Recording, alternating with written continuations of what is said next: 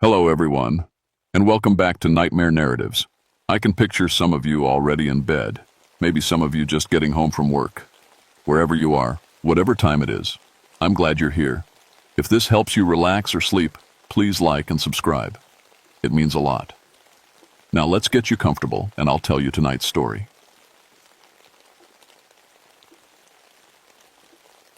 My name is Marcus Ironbridge, and I've walked these Tennessee mountains for 16 years as a park ranger. In all that time, I've pulled 47 people out of caves alive. I always figured that was a pretty good record. I wish I'd never gone for 48. It was late October 1971 when the call came in about 3 missing cavers in Raven's Gorge. The fog was rolling thick through the valleys that morning, and the first frost had turned the leaves brittle underfoot. I remember thinking it was perfect weather for staying inside with coffee and paperwork. But 3 expert cavers don't just disappear. Sarah Chen, Mike Rodriguez, and Tommy Walsh had been exploring the deep limestone system for 2 days. They were supposed to check in every 12 hours. That was 72 hours ago. I grew up in these mountains, third-generation Appalachian. My granddad used to tell stories about the old Cherokee bone singers who lived in the caves before the white settlers came. Said they could make music with human bones that would call spirits from the earth. I never believed any of that nonsense. My brother Danny used to laugh at those stories too, before he died in a cave-in when I was 20. That's why I became a ranger. That's why I spent 16 years learning every inch of these underground systems. I figured if I knew the caves well enough, I could keep other families from losing what I lost. The Cherokee National Forest stretches for miles, but Raven's Gorge is special. The limestone there goes down over 800 feet, with passages that twist and turn like a maze. Some of the chambers are big enough to hold a church. Others are so narrow you have to crawl on your belly for hundreds of yards. The missing cavers had permits for the deep system. These weren't weekend warriors with cheap flashlights. Sarah was a geology professor from the university. Mike had been caving for 20 years. Tommy knew these particular caves better than almost anyone except me. So, when my radio crackled to life at 6 a.m. with news they were missing, I knew something was seriously wrong. "Marcus, we need you at Raven's Gorge," said Patricia Hawkins, my partner for the last 8 years. "The rescue team's already on site, but they want you to lead the search." I pulled on my gear and drove the 35 miles of winding mountain roads to the gorge. The deeper you go into these mountains, the more the modern world falls away. Cell phone towers can't reach past the ridgelines. Radio signals bounce weird off the rock faces. When something goes wrong out here, you're truly on your own. The rescue team was waiting at the main cave entrance when I arrived. 6 volunteers, all experienced cavers, plus Patricia. They'd already been down once, but hadn't found any sign of the missing group past the first big chamber. "Their gear is still at base camp," Patricia told me, pointing to 3 sleeping bags and cooking supplies set up near the cave mouth. "But all their cave equipment is gone. Ropes, lights, everything." I checked my own equipment one more time. Petzl headlamp with fresh batteries, 11mm dynamic rope, Suunto compass, VHF radio. The radio probably wouldn't work once we got deep, but procedure was procedure. "Okay," I said to the team. "We go in pairs. 15-minute radio checks. Nobody goes off alone. Patricia, you're with me. We'll take the main passage down to the bone chamber. That's what the locals called the deepest part of the system. Supposedly, it was where the Cherokee used to hold their ceremonies. I'd been down there dozens of times over the years. It was just a big round room with some old rock formations that looked kind of like human bones if you squinted and used your imagination. As we geared up, I noticed the cave mouth seemed unusually quiet. Normally, you could hear water dripping, or bats moving around, or just the general sounds of a living cave system. Today, there was nothing. The kind of quiet that presses against your eardrums like water. "You notice how still everything is?" Patricia asked, adjusting her headlamp. "Yeah," I said, "probably just the weather. Cold front sometimes affects cave acoustics." But even as I said it, I didn't quite believe it. In 16 years of cave rescue work, I'd developed pretty good instincts about when something felt wrong. And this felt very wrong. We entered the cave at 8:15 a.m., our lights cutting through the darkness ahead. The main passage started wide enough for 2 people to walk side by side, then gradually narrowed as it descended. The limestone walls were smooth and pale, worn by centuries of underground water flow. About 200 feet in, Patricia grabbed my arm. "Marcus," she whispered, "do you hear that?" I stopped and listened. At first, there was nothing. Then, very faintly, I heard it too. Humming. Human voices, humming in harmony. It was coming from somewhere deep in the cave system, echoing off the walls in a way that made it impossible to tell exactly where it originated. The melody was strange, almost hypnotic. It reminded me of the old Cherokee songs my grandmother used to sing, but sadder somehow. Lonelier. "That's got to be them," I said, though something in my gut was telling me it wasn't. "Come on." We moved deeper into the cave, following the sound. But as we descended, I noticed other things that didn't make sense. The temperature was all wrong. October in these mountains, the deep caves should be around 55 degrees. Today, it felt closer to 75. And there was a smell I couldn't identify.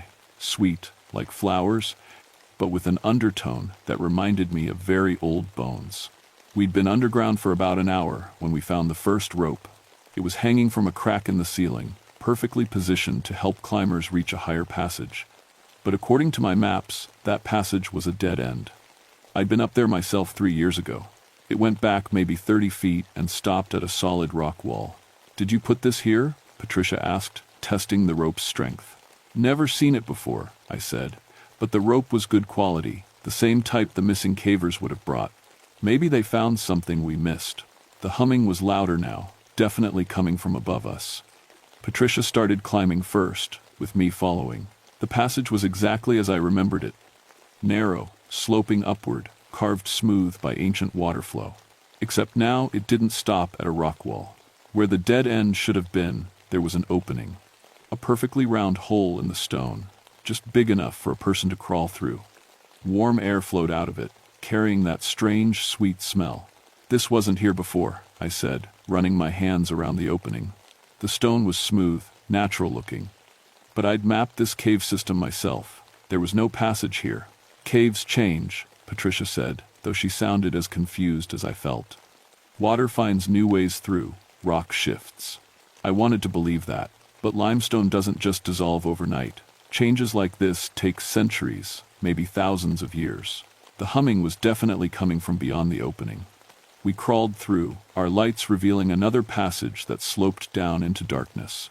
This one felt different from the rest of the cave, older somehow. The walls had markings carved into them that looked almost like letters, but not in any alphabet I recognized. "Cherokee?" Patricia asked, pointing at the symbols. "Maybe, or older." My grandmother had told me stories about people who lived in these mountains before the Cherokee, people who went underground and never came back out. We followed the passage for maybe 100 yards before it opened into a chamber I'd never seen before.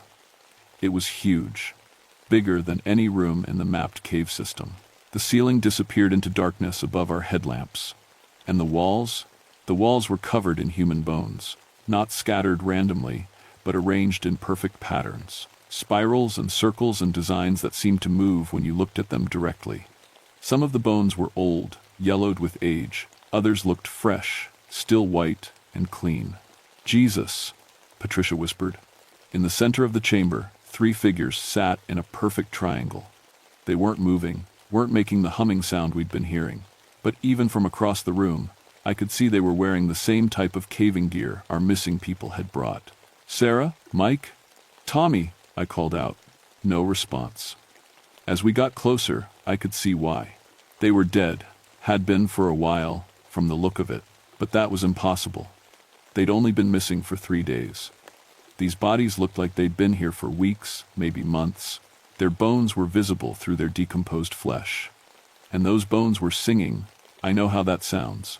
I know it's impossible. But I could see it with my own eyes. The bones in their rib cages were vibrating, creating the harmonic humming we'd been hearing. Their skulls were tilted back, jaws open, as musical tones poured out of their empty mouths. Patricia stumbled backward, hitting the wall. Several of the arranged bones fell to the floor with a sound like wind chimes. "We need to get out of here," she said. "We need to get out right now." I wanted to agree with her. Every instinct I had was screaming at me to run. But I'm a park ranger. These people had been in my territory, under my protection. Whatever had happened to them, I needed to understand it. I approached the closest body, Sarah, based on the university ID still clipped to her gear. Her eyes were gone, but her skull was intact. As I watched, her jaw moved slightly, and a low musical tone emerged from her throat. That's when I noticed the other bones around the chamber responding. They were all vibrating now, all adding their voices to the song. The sound was getting louder, more complex. What had started as simple humming was becoming a full chorus. And I recognized the melody. It was the same song my grandmother used to sing to me when I was little. The Cherokee death chant, meant to help spirits cross over to the next world. "Marcus," Patricia said, her voice tight with fear. "Look at the walls." The bone patterns were moving. Not falling or shifting, but actually rearranging themselves. Spirals were becoming circles. Circles were becoming symbols that hurt to look at directly. And as they moved, they were spelling out words in that strange alphabet. I couldn't read them, but somehow I understood their meaning. Asterisk. Join the song. Asterisk. Patricia was already crawling back toward the passage we'd come from. "Marcus, we're leaving. Now." I took one more look at Sarah's remains. Her skull had turned to face me directly, and for just a moment, I could have sworn I saw intelligence in those empty eye sockets. As if something was looking back at me, that's when I heard the voice I'd been trying not to think about for 19 years. "Marcus," my dead brother Danny whispered from Sarah's skeletal mouth. "Don't leave me alone down here." I ran. Patricia and I scrambled through the passage, past the impossible opening, down the rope, and back toward the main cave system. But we weren't alone anymore. The humming followed us, echoing off the walls, seeming to come from every direction at once. And underneath the melody, I could hear voices. Human voices, singing words in Cherokee that my grandmother had taught me long ago. Songs about the bone singers who lived beneath the earth. Songs about joining the eternal chorus of the dead. We made it back to the main passage, but our radio check with the surface team got no response. Just static, mixed with what sounded like very faint singing. "The others," Patricia panted. "We need to find the rest of the rescue team." But as we moved through the cave system, calling their names, we found only their equipment. Headlamps sitting on rocks, still turned on but with no one wearing them. Ropes tied in perfect knots around formations that would serve no climbing purpose. And everywhere, scratched into the cave walls and fresh marks, were those same symbols we'd seen in the bone chamber. Join the song. The humming was getting louder. We found the first rescue team member in the passage that led to what cavers called the cathedral. A massive chamber with formations that looked like church pillars. His name was Jeff Morrison, a volunteer firefighter who'd been caving for 15 years. He was sitting cross-legged in the center of the passage, perfectly still, his headlamp casting a circle of light on the floor in front of him. From behind, he looked like he was just resting, maybe taking a water break. From the front, you could see that his chest cavity was open and empty. His ribs were gone, not broken or torn out, but cleanly removed, as if by a surgeon. The bones that should have been protecting his heart and lungs were arranged in a perfect spiral pattern around his body. And they were singing.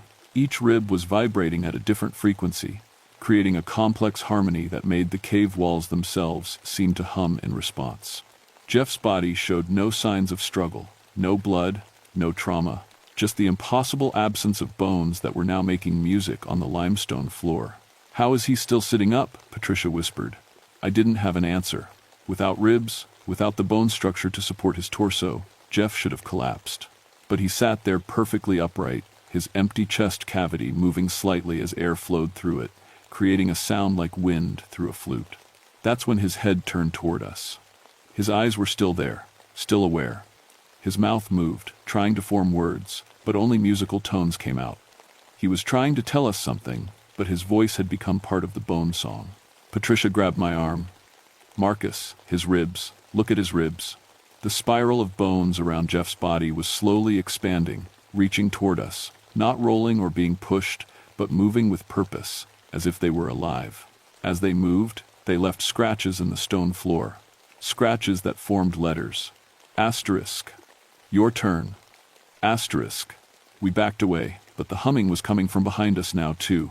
The other missing team members were somewhere in the cave system, and their bones were joining the chorus. "The exit," I said. "We need to get back to the surface." But as we retraced our steps toward the cave entrance, we found our path blocked. Not by rock or debris, but by patterns.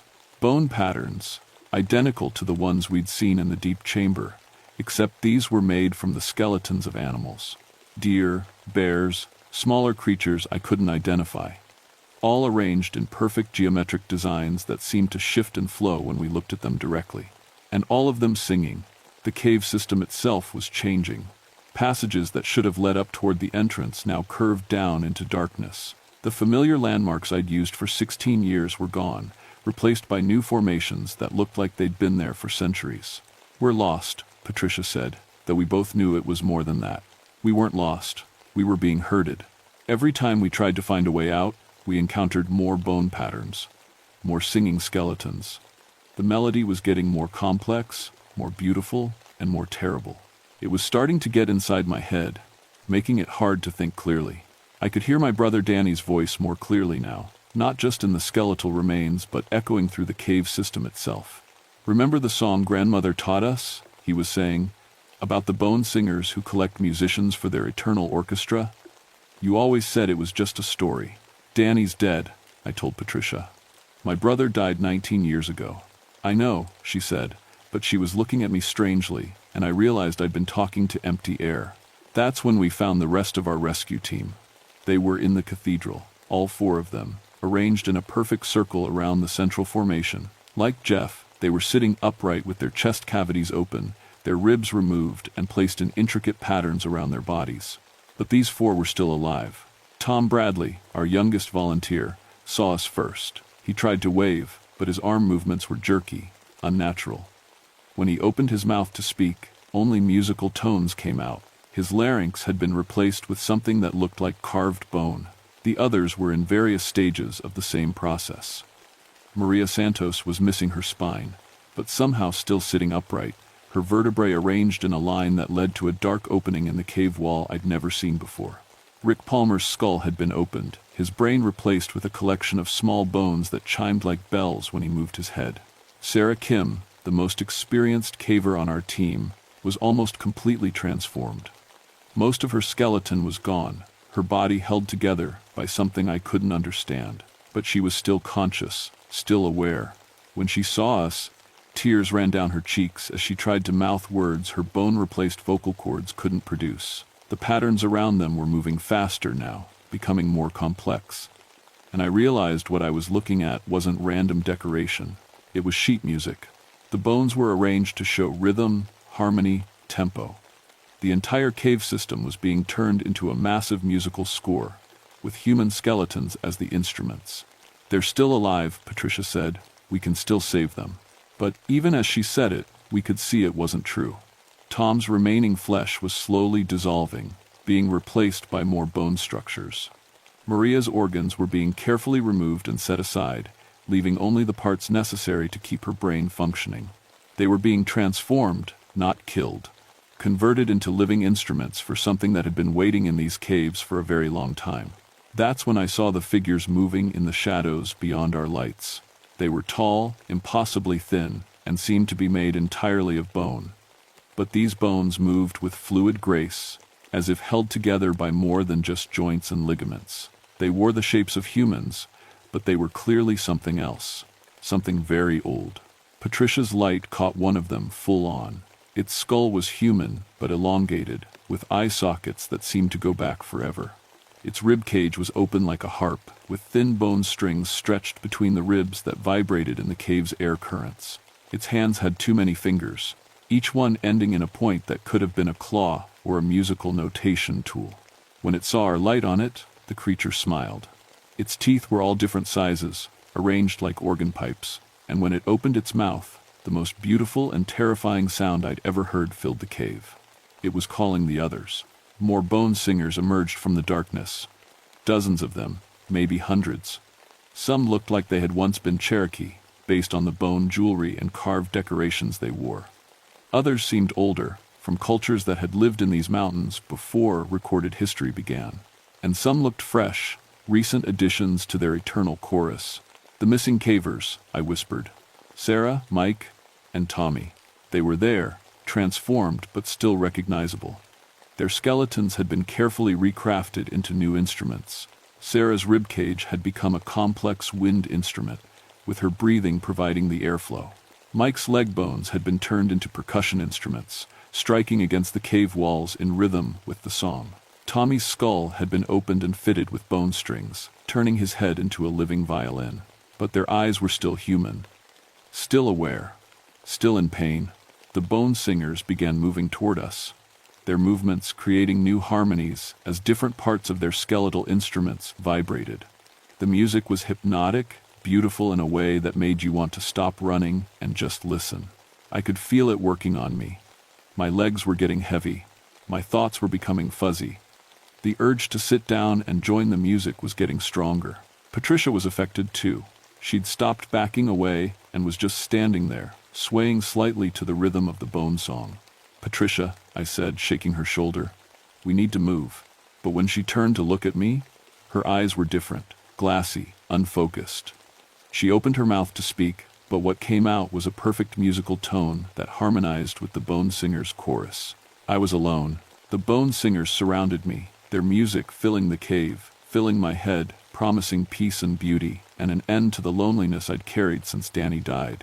All I had to do was stop fighting and let them add my bones to their eternal song. I almost gave in. The music was so beautiful, so perfectly harmonized, that resisting it felt like fighting against something natural and good. The bone singers moved closer, their skeletal forms swaying in rhythm, and I could see the intricate artistry of their construction. These weren't random monsters. They were craftsmen, artists, musicians who had found a way to make their art eternal.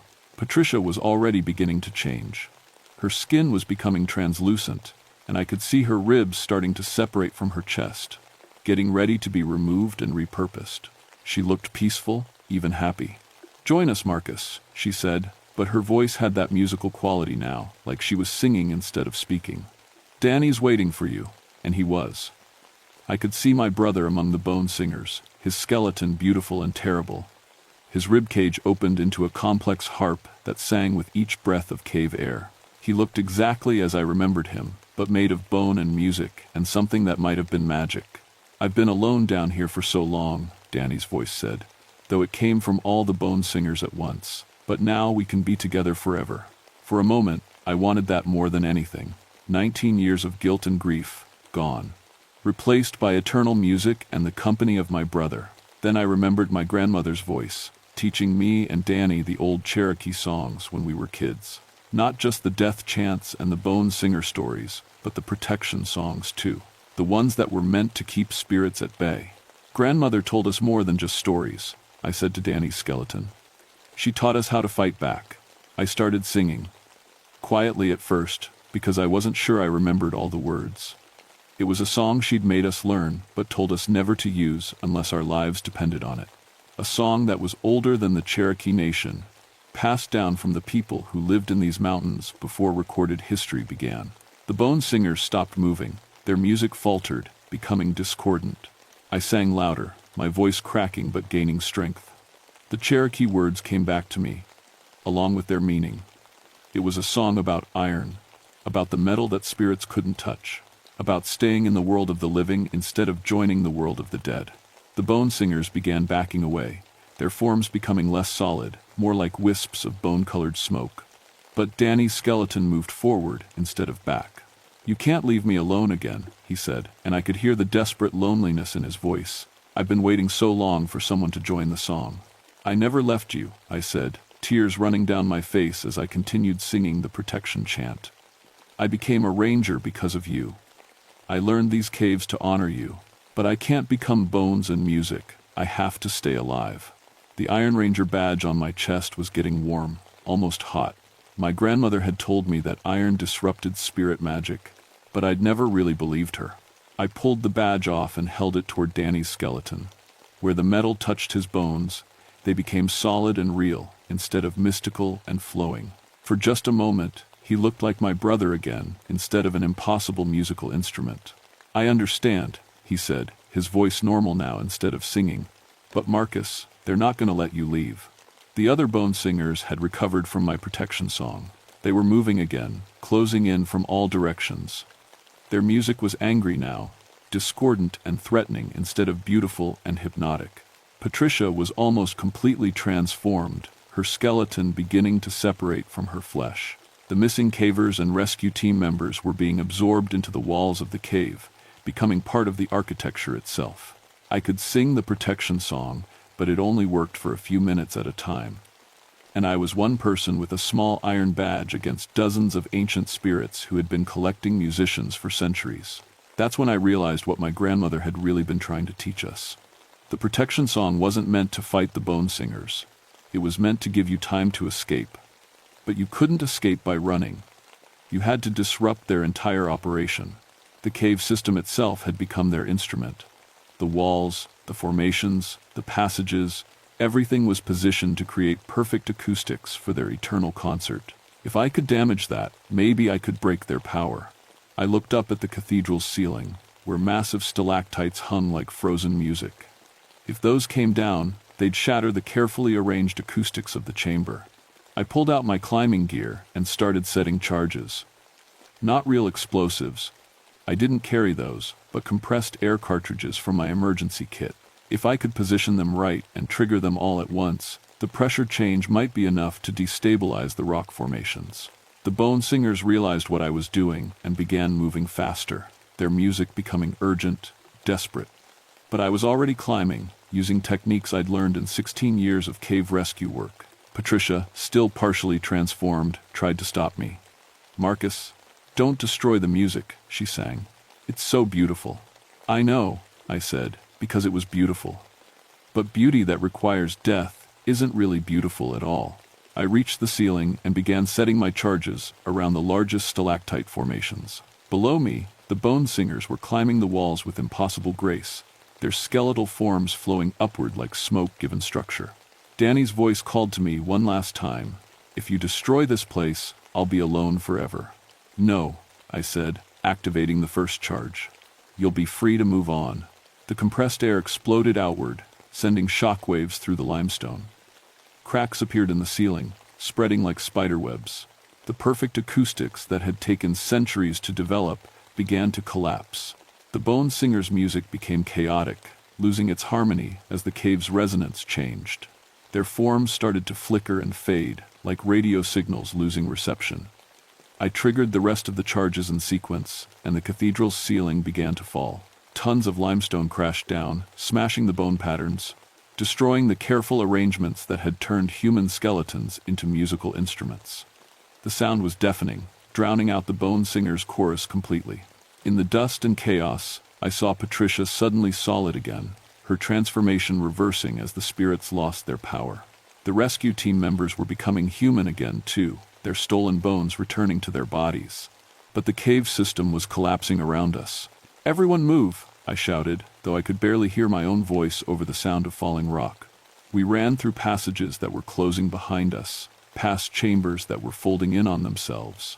The carefully preserved cave system that had been home to the bone singers for centuries was destroying itself as their magic failed. Some of the spirits tried to follow us, but they were just wisps of smoke now, unable to maintain their skeletal forms without the cave's perfect acoustics to give them power. We reached the main passage, just as the entrance began to collapse. Patricia and the surviving rescue team members made it out first. I was the last one through, diving into daylight just as the mountain sealed itself shut behind me. The bone singers were trapped inside, along with their eternal concert and their terrible, beautiful music. But not all of them. The official report said it was a geological incident. Caves are unstable, rock shifts, sometimes whole systems collapse without warning. It happens in limestone country. The families of the missing cavers received compensation from the Park Service for the unfortunate accident that claimed their loved ones. I never told anyone the truth about what we found down there. Patricia doesn't remember most of it. The doctors said her memory loss was probably due to the head injury she received when the cave collapsed. She knows we went in to rescue people and had to run when the mountain started falling, but the details are fuzzy. The other rescue team members remember even less. Tom Bradley thinks he fell and hit his head in the dark. Maria Santos recalls getting separated from the group and being scared until she heard voices calling her back to the exit. None of them remember having their bones removed or being transformed into living instruments. I think that's probably for the best, but I remember everything. Sometimes, late at night, when the wind blows through the mountains just right, I can still hear the music. Faint echoes of that perfect, terrible harmony drifting up from the sealed cave system. The bone singers are still down there, still trying to create their eternal concert, but the acoustics are all wrong now. Their music is broken, discordant, sad. I feel guilty about that sometimes. They were ancient spirits, older than human civilization in these mountains. They were artists, in their own way, creating something beautiful that could have lasted forever. And I destroyed it. But then I remember Patricia's face when her ribs were being pulled from her chest, still conscious, still aware. I remember the missing cavers, transformed against their will into living instruments. I remember my brother, Danny, trapped for 19 years in a form made of bone and music and loneliness. Beauty that requires unwilling sacrifice isn't really beautiful at all. The Cherokee elders I've talked to since then, quietly, carefully, without mentioning specific details, tell me I did the right thing. They say the bone singers were spirits that had lost their way, consuming human lives to maintain their existence, instead of moving on to whatever comes after death. Some music is meant to end, one elder told me. That's what makes it precious while it lasts. I'm still a park ranger, still walking these mountains, still pulling people out of dangerous situations. But I carry iron now, not just my badge, but iron nails in my pockets, iron cleats on my boots. And I've learned more of my grandmother's protection songs, the ones she said to save for when my life depended on it. Because the Raven's Gorge system isn't the only cave complex in these mountains. And the bone singers weren't the only old spirits living beneath the earth. 3 months after the collapse, a family of hikers went missing near Laurel Creek Caverns. When we found them, they were sitting in a perfect circle, humming an old Cherokee melody none of them had ever heard before. Their bones were still inside their bodies. For now, the music never really ends in these mountains. It just changes form, finds new instruments, adapts to new circumstances. And somewhere in the sealed darkness of Raven's Gorge, ancient voices are still trying to call new singers to join their eternal song. I can hear them sometimes when I'm alone in the caves, faint and broken, but still beautiful in their terrible way. And sometimes, in the deepest chambers where the rock formations create perfect acoustics, I hear a familiar voice singing harmony. "Thanks for setting me free, Marcus," Danny whispers in the darkness. "But I'll always be here if you need me." The bone singers of Raven's Gorge are contained now, their power broken, their victims freed. But they're not gone. They're just waiting, learning, adapting. And every time someone goes missing in the deep caves of Cherokee National Forest, I wonder if they've found a way to start their concert all over again. 2. The Mist Walkers of Whisper Mountain.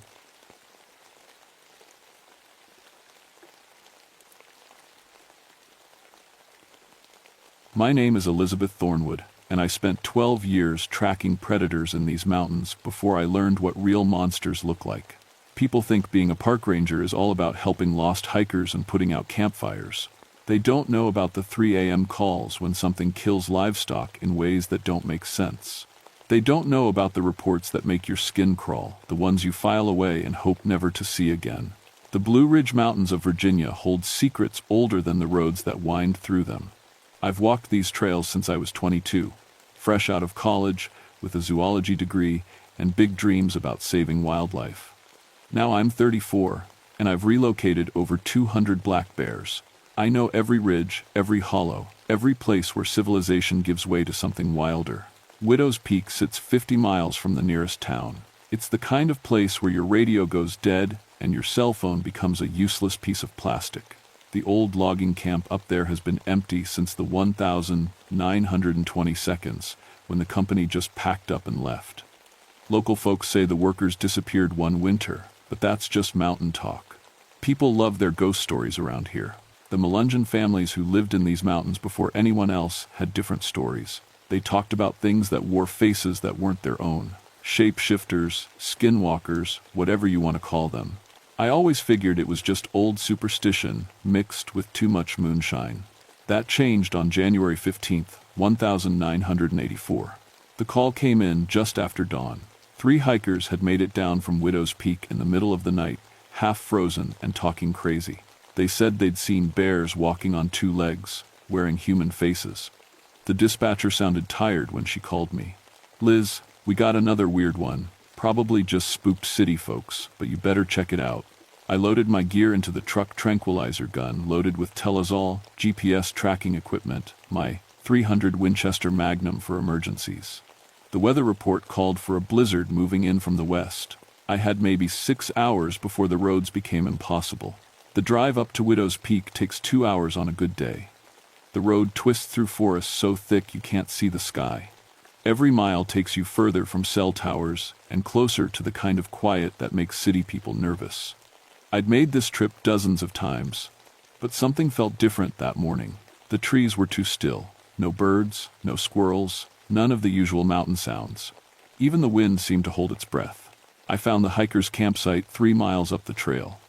Their tent was still there, abandoned with all their gear inside.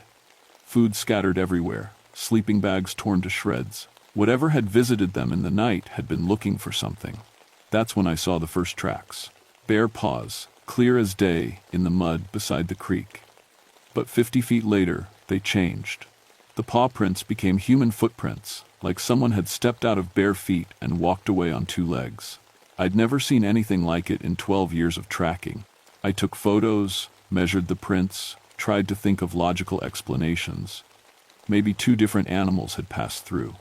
Maybe the mud was playing tricks with my eyes. Maybe the hikers had been running around in their bare feet during whatever had scared them.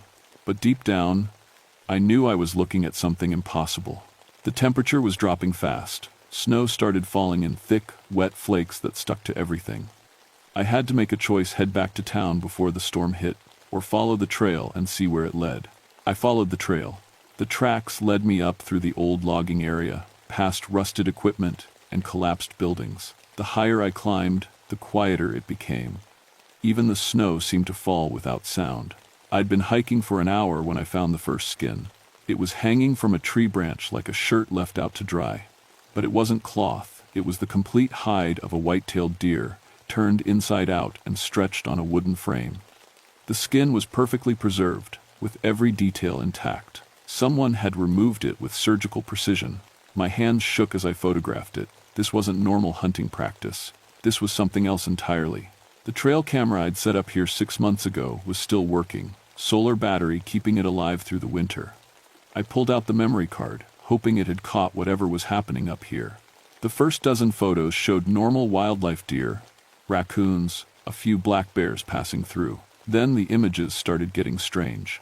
Frame 847. A black bear approaching the camera at 2:30 a.m. Frame 848. The same bear, but standing on its hind legs. Frame 849. The bear reaching up with human hands. Frame 850. Empty forest. Frame 851. A naked human figure walking away from the camera. I went through the photos 3 times, checking the timestamps, looking for equipment malfunction. The camera had captured something impossible: a bear transforming into a person, or a person transforming into a bear. The wind picked up, carrying a smell I didn't recognize. Sweet and chemical, like leather soaking in formaldehyde. I followed my nose deeper into the trees. That's when I found the tanning operation. Hidden in a grove of pine trees, someone had built a series of wooden racks. Dozens of skins hung from them: deer, bear, fox, and others I couldn't identify in the growing darkness. They were all preserved with the same careful technique, stretched and treated until they looked almost alive. But some of the skins weren't from animals. I found 3 human hides hanging next to a black bear pelt. The skin was hairless and pale, stretched and preserved just like the animal skins. Hands, feet, even the face, everything intact and carefully prepared. My training kicked in. I documented everything with photos, took GPS coordinates, tried to think like a professional instead of a terrified human being. But my hands wouldn't stop shaking. The snow was coming down harder now. I needed to call this in, get a search and rescue team up here, contact the state police.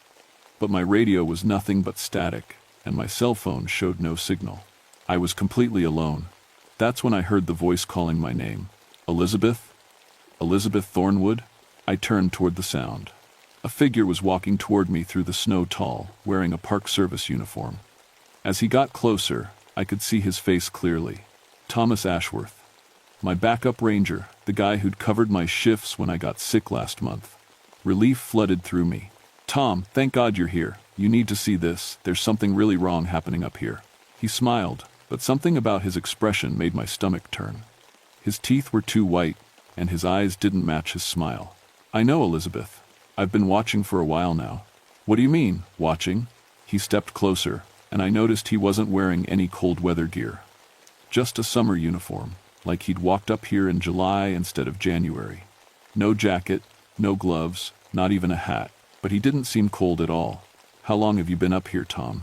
Oh, not long, just since this morning. He gestured toward the skins hanging in the trees. Beautiful work, isn't it? Takes real skill to preserve them this well. The chemical smell was getting stronger. I looked closer at Tom's uniform, and my blood went cold. The name tag was wrong. It said Ashworth, but the letters looked hand-carved, like someone had made it themselves. The badge was slightly off-center. The shirt fit too perfectly, like it had been tailored specifically for him. Tom, we need to get out of here. There's a blizzard coming, and I found evidence of... I know what you found, Elizabeth. His voice was different now, deeper, with an accent I couldn't place. The question is, what are you going to do about it? I stepped backward, my hand moving toward the pistol on my belt. You're not Tom Ashworth.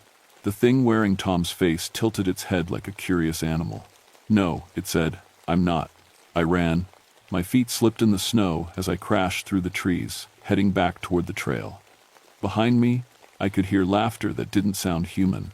Not Tom's laugh. Something else, trying to copy how humans laugh. I made it maybe 50 yards before I realized my mistake. In my panic, I'd run deeper into the forest, instead of back toward my truck. The trees pressed close on all sides, and the snow was falling so thick I could barely see 10 feet ahead. My radio crackled with static, then cleared just long enough for a voice to come through. Elizabeth, this is Thomas Ashworth. Do you copy? I stopped running. That was Tom's voice, his real voice, not the thing that had been wearing his face. Tom, where are you? I'm at base camp. Got your message about the strange tracks. I'm heading up with backup, but this storm is getting bad. What's your location? I looked around at the darkening forest. I don't know. I'm lost. Tom, there's something up here. Something pretending to be you. Don't trust anyone who says they're a ranger. Static filled the radio for a long moment.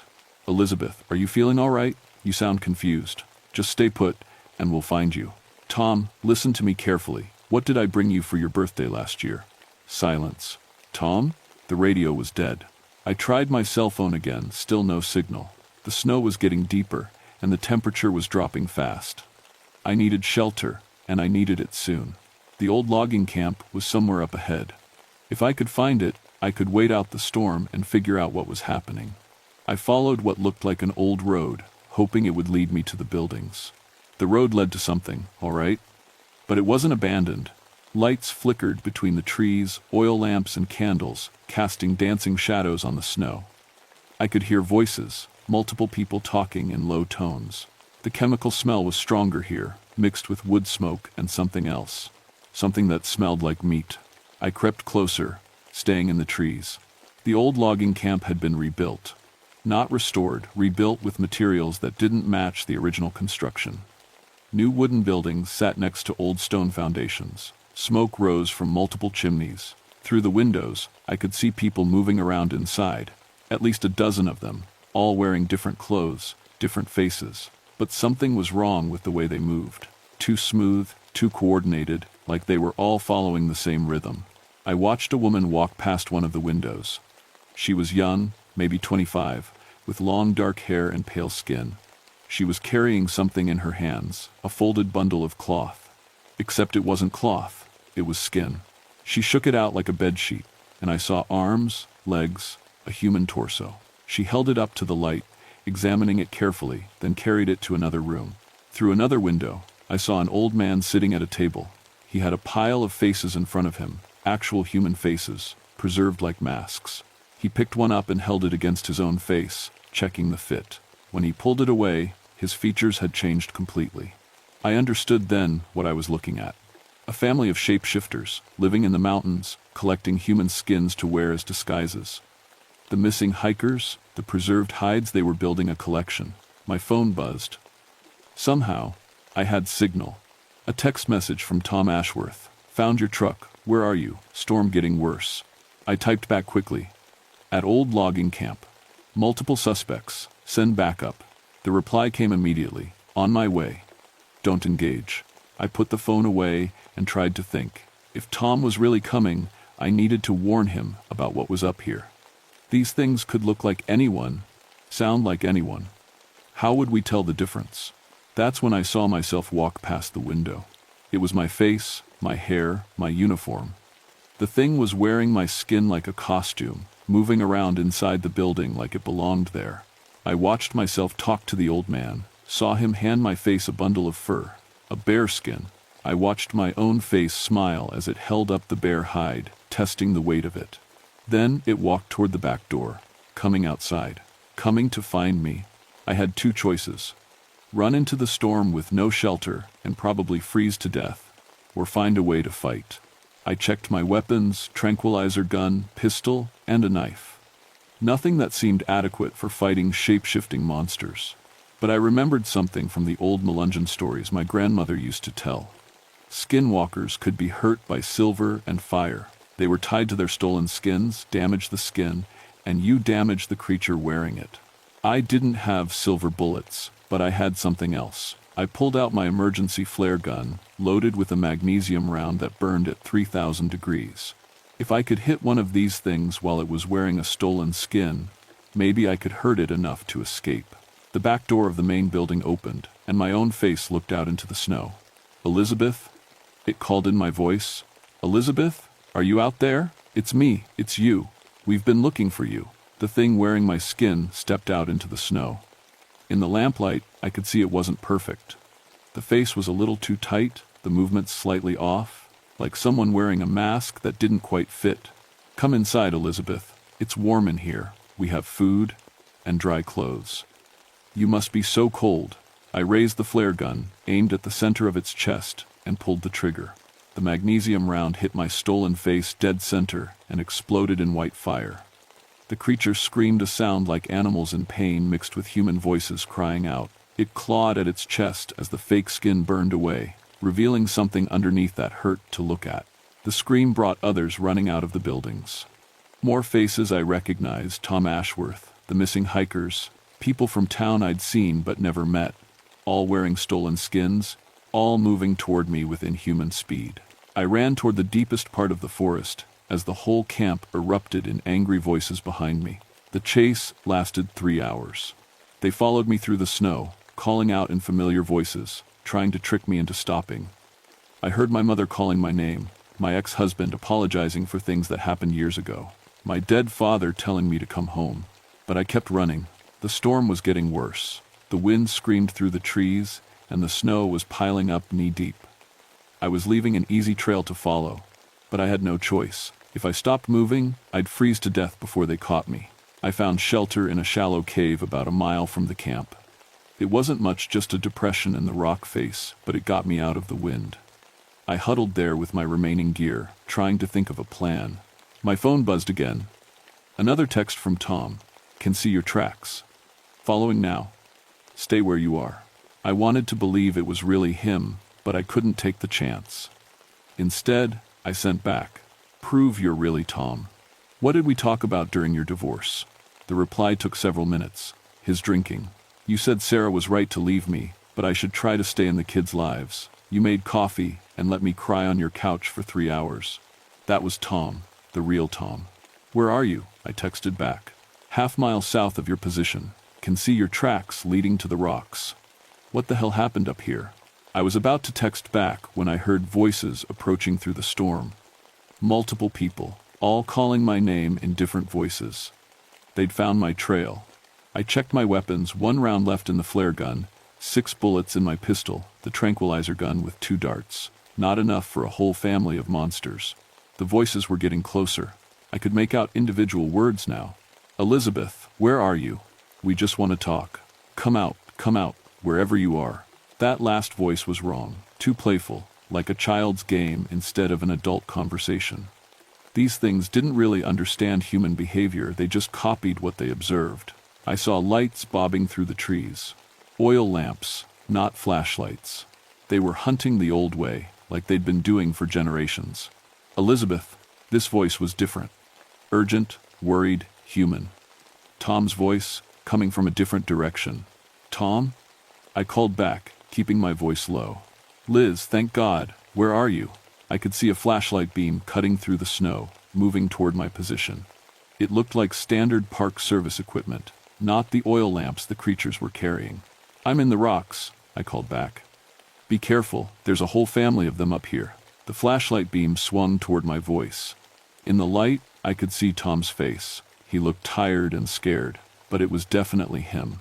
The way he moved, the way he held his shoulders, I'd worked with him for 5 years. This wasn't a copy. Jesus, Liz, what happened to you? I looked down at myself. My uniform was torn, covered in mud and blood. I'd lost my hat somewhere, and my hands were scratched from fighting through brush. They're called skinwalkers, I said as he climbed up to my shelter. They wear human skins like clothing. I saw them, Tom. They had my face. He stared at me for a long moment, probably wondering if I'd lost my mind. Then he saw something in my expression that convinced him. How many? At least a dozen, maybe more. They've been hunting people, collecting skins. The missing hikers, they're all dead. Tom checked his radio. Static. He tried his phone, no signal. We need to get out of here, he said. Can you walk? Before I could answer, the voices stopped. The forest went completely silent. Even the wind died down. In the distance, I could see lights moving through the trees, but they weren't making any sound at all. They know you're here, I whispered. Tom checked his service weapon, a .40 caliber pistol with a full magazine. Will regular bullets hurt them? I don't know. Fireworks. Silver, maybe. The old stories say. A voice called out from the darkness, maybe 50 feet away. Thomas Ashworth? Is that you? It was my voice. The thing wearing my stolen skin had survived the flare gun. Elizabeth? Tom called back. Don't answer. I grabbed his arm. It's not me. Of course it's you, my own voice replied. Tom, she's confused. The cold is making her think strange things. I'm right here. Through the snow, I could see a figure approaching. It looked exactly like me. Same height, same build, same uniform. If I didn't know better, I would have believed it was me. Elizabeth, come out of there, the fake me said. You're scaring Tom. Tom raised his pistol, pointing it toward the approaching figure. His hands were shaking. How do I know which one is real? The fake me smiled. Ask us something only the real Elizabeth would know. I thought fast. Tom, what happened the night we found that injured bear cub last spring? You insisted on staying up all night to bottle feed it, he said. Sarah called the next morning wondering why I didn't come home. Wrong, said the fake me. We took it to the wildlife center in Waynesboro. Tom went home to his family like he was supposed to. Tom's gun wavered between us. The fake version of me was lying, but it sounded confident. In the stress of the moment, he might not remember clearly. Tom, I said quietly, look at its feet. He glanced down. The fake Elizabeth was standing in the snow wearing summer boots, the same uniform boots I'd had on when these things first saw me. But I was wearing winter hiking boots now, the ones I'd changed into before hiking up here. The real Elizabeth would have changed her footwear for the snow, I said. Tom nodded and aimed his pistol at the imposter. The thing wearing my face stopped smiling. When it spoke again, its voice was different, older, with that strange accent I couldn't place. You cannot stop us, young ones. We have walked these mountains since before your people came. We will walk them long after you are gone. Like hell, Tom said, and pulled the trigger. The bullet hit the fake Elizabeth in the chest. Instead of falling, it staggered backward and began to change. The stolen skins split and peeled away, revealing something tall and gaunt underneath. Its real face was long and narrow, with too many teeth and eyes that reflected light like an animal's. It screamed in pain and rage, then turned and ran back into the darkness. Did that kill it? Tom asked. I don't think so. We need to get out of here. Now. We left the shelter and started working our way back toward where Tom had parked. But the creatures weren't done with us. They followed us through the storm, staying just out of sight, calling out in the voices of people we cared about. They had learned not to get too close, but they were hurting us. Every time we tried to take a direct route, they would appear and force us to change direction. Slowly, they were driving us back toward their camp. They're playing with us, I realized. Then let's stop playing. Tom pulled out his emergency flare and struck it. The red flame hissed to life, casting wild shadows through the snow. You want to hunt us? He shouted into the darkness. Come and get us. The creatures rushed us then, coming from all sides. I counted at least 8 of them, all wearing different stolen faces. Tom threw his flare at the closest one, and it burst into flames, screaming and rolling in the snow. I emptied my tranquilizer gun into another one. The dart didn't kill it, but the chemicals made it stagger and fall. Tom was shooting with his pistol, trying to keep them back while I reloaded. But there were too many of them. Just when I thought we were finished, I heard the sound of engines in the distance. Snowmobiles, coming up the mountain fast. Back up, I shouted over the wind. State police, Tom replied. I called them before I came up here. The skinwalkers heard the engines too. They melted back into the forest, vanishing like smoke. Within minutes, we were alone in the snow, with nothing but our own blood and the smell of burning flesh to prove what had happened. The state police found us an hour later, half frozen and barely conscious. We spent 3 days in the hospital being treated for exposure and shock. The official report listed the incident as a wildlife encounter. Rabid animals, probably. The logging camp was empty when the search teams got there, just old buildings and no sign of habitation. The preserved skins I'd photographed had vanished. Even my trail camera photos were gone, the memory card corrupted. Tom backed up my story, but without evidence, there wasn't much anyone could do. The area around Widow's Peak was quietly closed to hikers during winter months. Safety concerns due to extreme weather conditions. I went back to work after a month of mandatory leave. Tom transferred to a different district, said he needed a change of scenery. I don't blame him, but I know they're still up there. Last winter, 3 more hikers went missing in the same area. The search teams found their equipment but never found them. The report blamed an early blizzard and difficult terrain. I've started keeping silver bullets in my service weapon. Call it superstition if you want, but I've learned to trust the old stories. The Melungeon families knew something. We forgot some things. In these mountains are older and stranger than we want to believe. I still work the Blue Ridge Parkway, still answer calls about problem wildlife, but I'm more careful now about who I trust. Sometimes I'll be talking to a fellow ranger or a local resident, and something will feel wrong about their voice, their movements, the way they wear their own skin. When that happens, I ask questions only the real person would know. And I keep my hand close to my weapon, because somewhere up on Widow's Peak, in buildings that appear and disappear like mountain mist, a family of creatures continues their ancient trade. They collect faces and voices, learning to walk among us undetected. They've been doing it for generations, and they're getting better at it. I know because last month I saw myself buying groceries in town.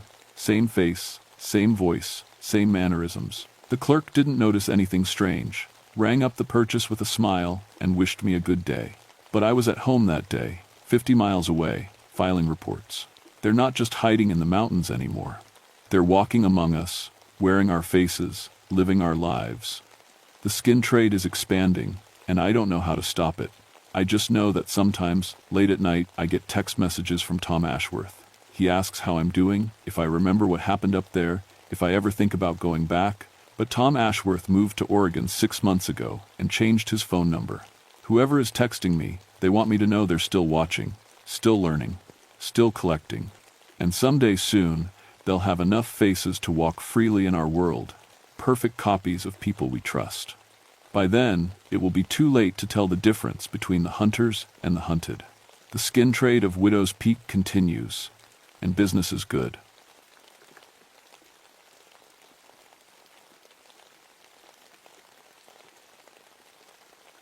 My name is Samuel Coleridge, and I've been a park ranger for 18 years. Most of that time has been spent here in Daniel Boone National Forest, managing the old coal mining sites scattered throughout these Kentucky hills.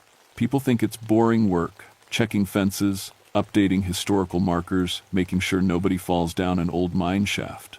They're mostly right. Until last October, the strangest thing I'd encountered was a family of raccoons that had made their home in an abandoned mining office. I should probably mention that my daddy was a coal miner.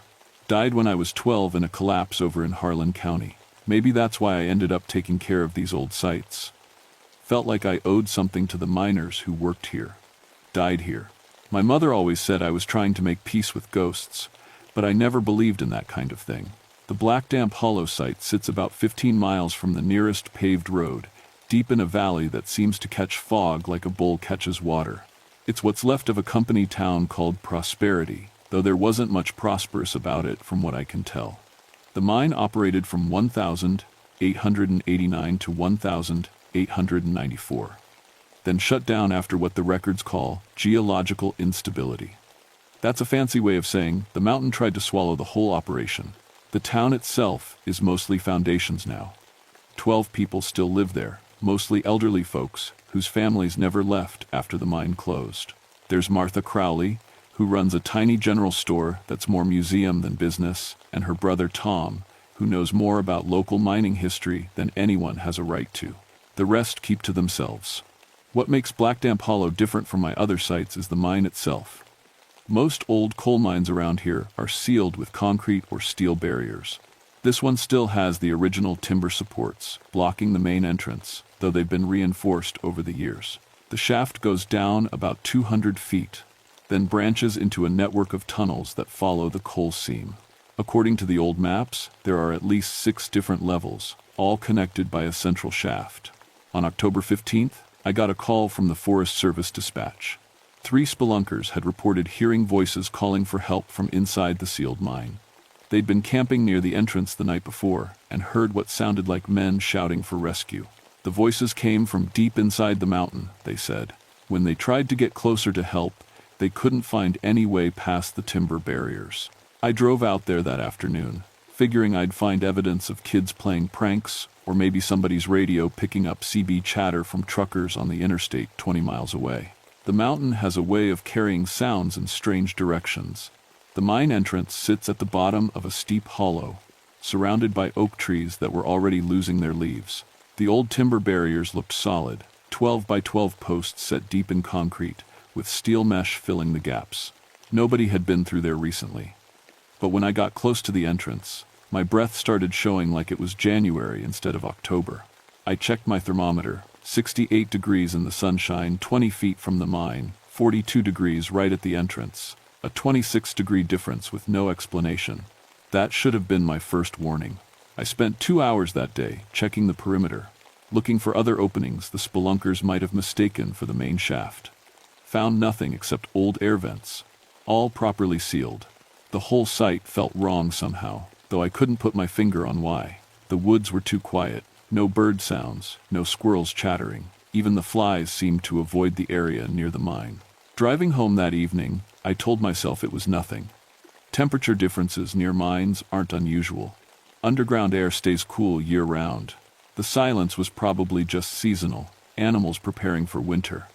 The voices the spelunkers heard were probably wind moving through old timber, creating sounds that seemed human in the darkness. I almost believed it too. The next morning brought a call that changed everything. Martha Crowley phoned the ranger station before dawn, her voice shaky with something between fear and excitement. "Samuel, you need to get out here. Something's happened at the mine." I made the drive in record time, arriving to find Martha standing at the mine entrance with her brother Tom and 2 other locals. They were all staring at something I couldn't quite process. Someone had arranged mining tools in front of the sealed entrance. A pickaxe, a mining lamp, a coal bucket, and several hand tools, all laid out in neat rows like a display.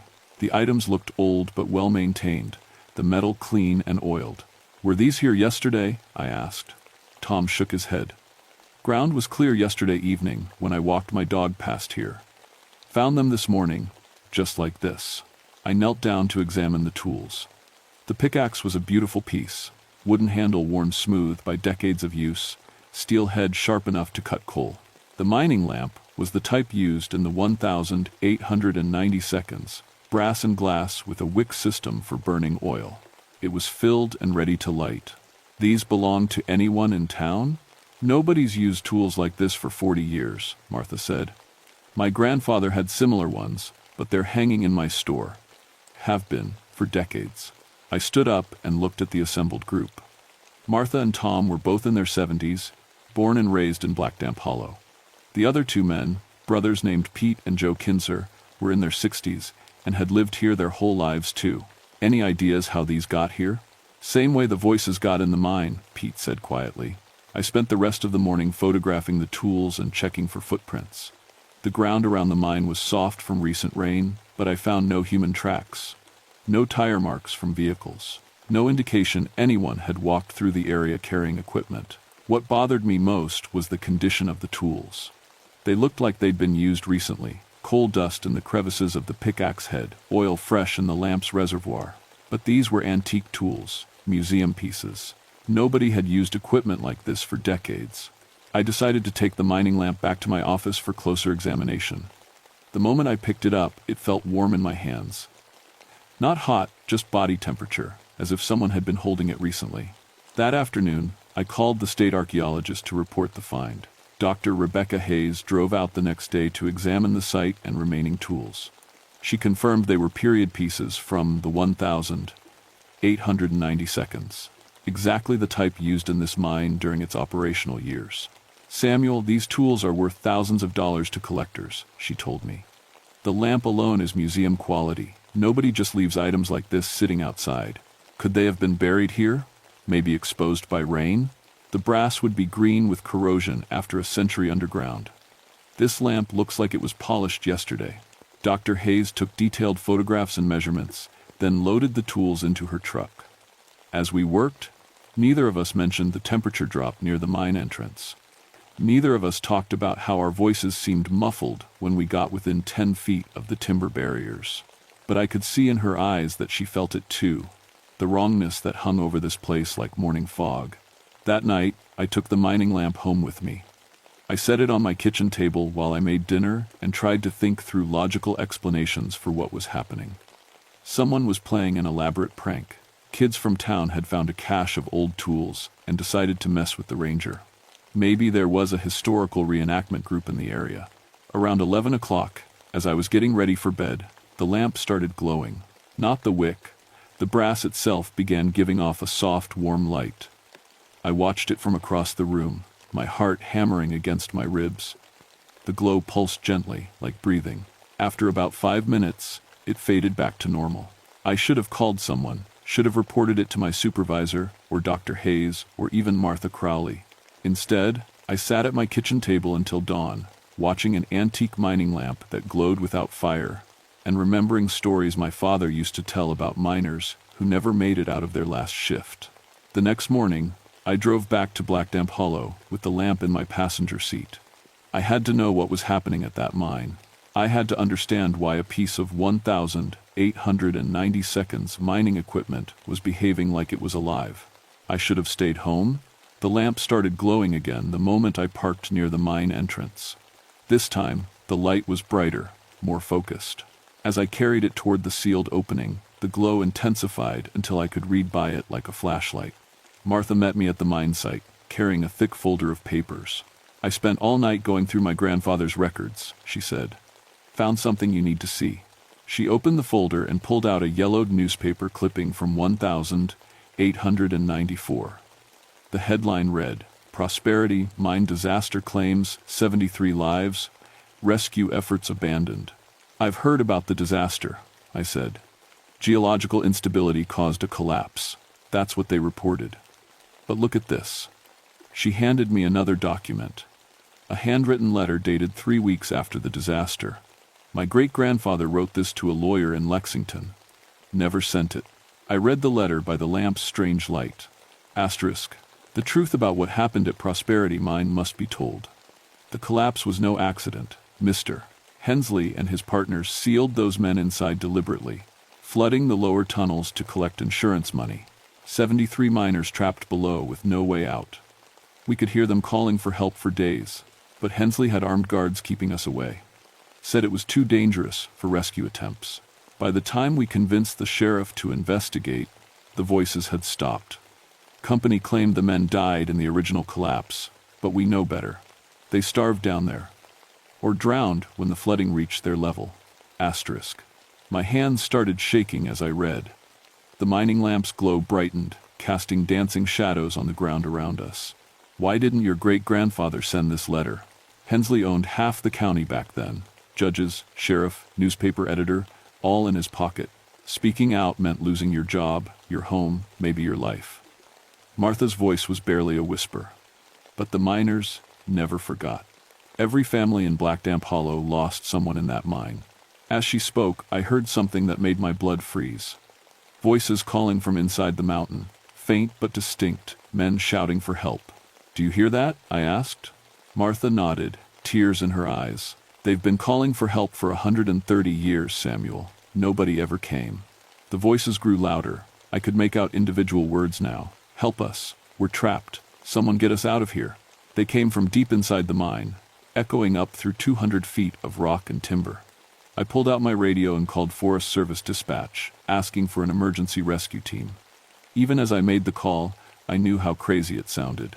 Requesting rescue for men who had died before my grandfather was born. While we waited for the rescue team, the voices continued.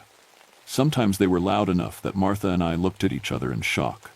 Other times they faded to whispers that might have been wind. But they never stopped completely. The rescue team arrived 2 hours later, 4 men with equipment for cave rescue and emergency medical response. The team leader, a guy named Rodriguez I'd worked with before, looked skeptical when I explained the situation. You're hearing voices from inside a sealed mine shaft? Just listen. We all stood silent for 30 seconds. Nothing. Rodriguez started setting up equipment to check air quality and structural integrity around the mine entrance. As his team worked, I noticed the temperature around the mine was dropping. My breath started showing again, and frost formed on the metal mesh covering the entrance. Sam, you need to see this, Rodriguez called out, staring at his atmospheric monitoring equipment. The readings made no sense. The device showed oxygen consumption patterns consistent with multiple people breathing inside the mine. Carbon dioxide levels indicated active respiration from dozens of individuals. But the mine had been sealed for over a century. Equipment malfunction? I asked. Rodriguez shook his head. I tested it this morning. Everything's working perfectly. As we watched the impossible readings, the voices started again. This time, all 5 of us heard them clearly. Men calling for help, pleading for rescue, their voices carrying up from the depths of the mountain. Rodriguez grabbed his radio. Base, we have a possible rescue situation at the Black Damp Hollow mine site, requesting additional teams and equipment for tunnel breach. But as his team began setting up cutting equipment to remove the timber barriers, something happened that stopped us all cold. One voice separated itself from the others, clearer and closer than the rest. Sammy, is that you, son? I nearly dropped the mining lamp. I knew that voice. Hadn't heard it in 30 years, but I'd know it anywhere. Daddy, I whispered. I'm here, son. We're all here. Been waiting so long for someone to come help us. Rodriguez and his team were staring at me like I'd lost my mind. But Martha stepped closer and put her hand on my shoulder. Your father died in a mine collapse, she said quietly. Harlan County, 30 years ago. But that's impossible. He's not. He can't be. Down here with us, Sammy. My father's voice called from the sealed mine. Come help us get out. We've been trapped so long. The mining lamp in my hands blazed with light so bright it hurt to look at. The frost on the mine entrance spread, covering the timber barriers in a sheet of ice. And from deep inside the mountain, 73 voices began calling my name. Rodriguez ordered his team to cut through the timber barriers. Whatever was happening here was beyond normal rescue protocols. But we couldn't ignore clear calls for help, even if those calls defied everything we understood about reality. The cutting torch had barely touched the first timber when the mountain shook. Not an earthquake, something moving inside the mine itself, like a giant taking a breath. The voices stopped abruptly, leaving a silence so complete it hurt my ears. Then the mining lamp in my hands went out. Everyone back away from the entrance, Rodriguez ordered. But it was too late. The timber barriers exploded outward in a shower of splinters and ice. A wall of freezing air rushed from the mine opening, carrying with it the smell of coal dust, methane, and something else, the wet, sweet odor of decay. Through the gaping mine entrance came light. Not electric light or sunlight, but the warm glow of dozens of mining lamps, bobbing and weaving as if carried by walking men. The lamps moved in formation up the main shaft, getting closer with each passing second. What the hell? Rodriguez started to say. then stopped as the first miner emerged from the darkness. He was tall and thin, wearing overalls and a cloth cap, his face covered in coal dust. The mining lamp attached to his cap cast a circle of light around him as he stepped into the afternoon sun. Behind him came another miner, then another, until dozens of men were walking out of the sealed mine. They looked exactly like what they were, coal miners from 1894. Their clothes were period accurate, their tools and equipment perfectly preserved. They moved with the careful, economical motions of men who had spent their lives working in confined spaces underground. But they weren't solid. I could see through them like looking through heavy smoke. And when they spoke, their voices echoed from impossible distances. "Sammy," my father's voice called, though he wasn't among the miners I could see. "You came for us." The lead miner, a bearded man with kind eyes, approached me directly. When he spoke, his words seemed to come from the mine shaft behind him rather than his mouth. "Samuel Coleridge, son of James Coleridge, who died in the Harlan mine. How do you know my father? He's down there with us now, trapped like we've been trapped. All the miners who died in cave-ins, explosions, floods, were all connected. All waiting for someone to tell the truth." Martha stepped forward, her voice shaking. "What truth?" "The truth about what Hensley did. About how we really died." The ghostly miner gestured toward the mine entrance. "He didn't just seal us in for insurance money. He flooded the lower levels while we were still alive, then claimed we died in a collapse. 73 men drowned in the darkness, calling for help that never came. Rodriguez and his team had backed away to their trucks, watching the impossible scene unfold. I didn't blame them. I wanted to run too, but something kept me rooted in place. Maybe it was the mining lamp in my hands, now glowing again with soft light. Maybe it was the sound of my father's voice echoing from the depths. "Why now?" I asked. "Why are you appearing after all these years?" "Because someone finally came who could hear us. Someone who lost family the same way we did." The ghostly miner's eyes fixed on mine. "Your father died because mine owners cut corners on safety, same as always. You became a ranger to protect these places, to keep the memories alive. You're the one who can help us find peace. How? Tell the truth, all of it. Make sure people know we didn't die in an accident. We were murdered for money." As he spoke, more miners emerged from the shaft. I could see through them, but they were undeniably real. Real enough to leave footprints in the soft ground, real enough to disturb fallen leaves as they walked. One of the newer arrivals looked familiar, and my heart almost stopped when I recognized him. "Daddy?" James Coleridge stepped forward, looking exactly as he had 30 years ago. Same weathered hands, same crooked smile, same coal dust that never quite washed off his skin. "Hello, son. You've grown up good." I reached toward him instinctively, but my hand passed through empty air. He was there, but not there. Real, but not real. "I don't understand. You died in Harlan County. Death doesn't change what we are, Sammy. Miners look out for each other, in life and after. These men have been trapped here for over a century. I came to help them find their way home." The ghostly miners began moving toward the town, their lamps creating a procession of lights through the trees. They walked slowly, deliberately, like men heading home after a long shift. "Where are they going?" "To show you where the evidence is buried," my father said. "Hensley hid documents that prove what really happened. Letters, financial records, witness statements. If you can find them and make them public, we can finally rest." The procession stopped at the foundation of an old building near the center of town. The lead miner pointed to a specific spot, then looked back at me. "Under the company store. Hensley buried the truth, but the truth doesn't stay buried forever." As I watched, the ghostly miners began to fade. Their lamps dimmed, their forms became more transparent, until only their voices remained. "Tell our story, Samuel Coleridge. Tell the world how we really died." And then they were gone, leaving only the smell of coal dust and the echo of mining lamps in the darkness. It took 3 days to convince the State Historical Society to authorize an excavation beneath the old company store foundation. Dr. Hayes returned with a full archaeological team, drawn by my description of period mining tools and Martha's family documents. Rodriguez never filed an official report about what he witnessed. His team members agreed to describe the incident as equipment malfunction during atmospheric testing. But Rodriguez pulled me aside before leaving and said something I'll never forget. I've been doing rescue work for 15 years. Whatever those men needed, they got it. I hope they're at peace now. The excavation team found exactly what the ghostly miners had promised.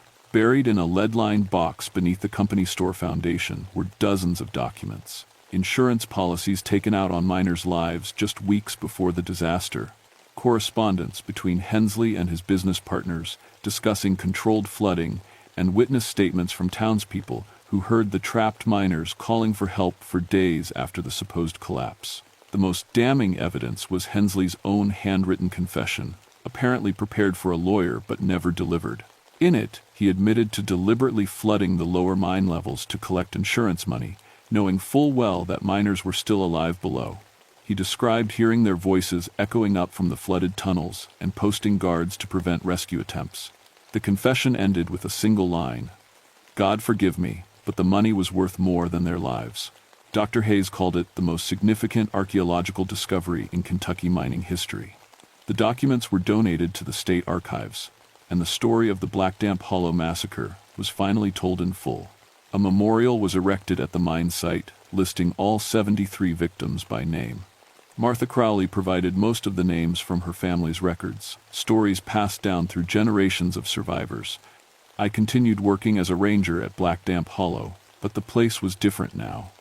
The oppressive silence was gone, replaced by normal forest sounds. The temperature around the mine entrance stabilized. Wildlife returned to the area around the memorial, and I never heard the voices again.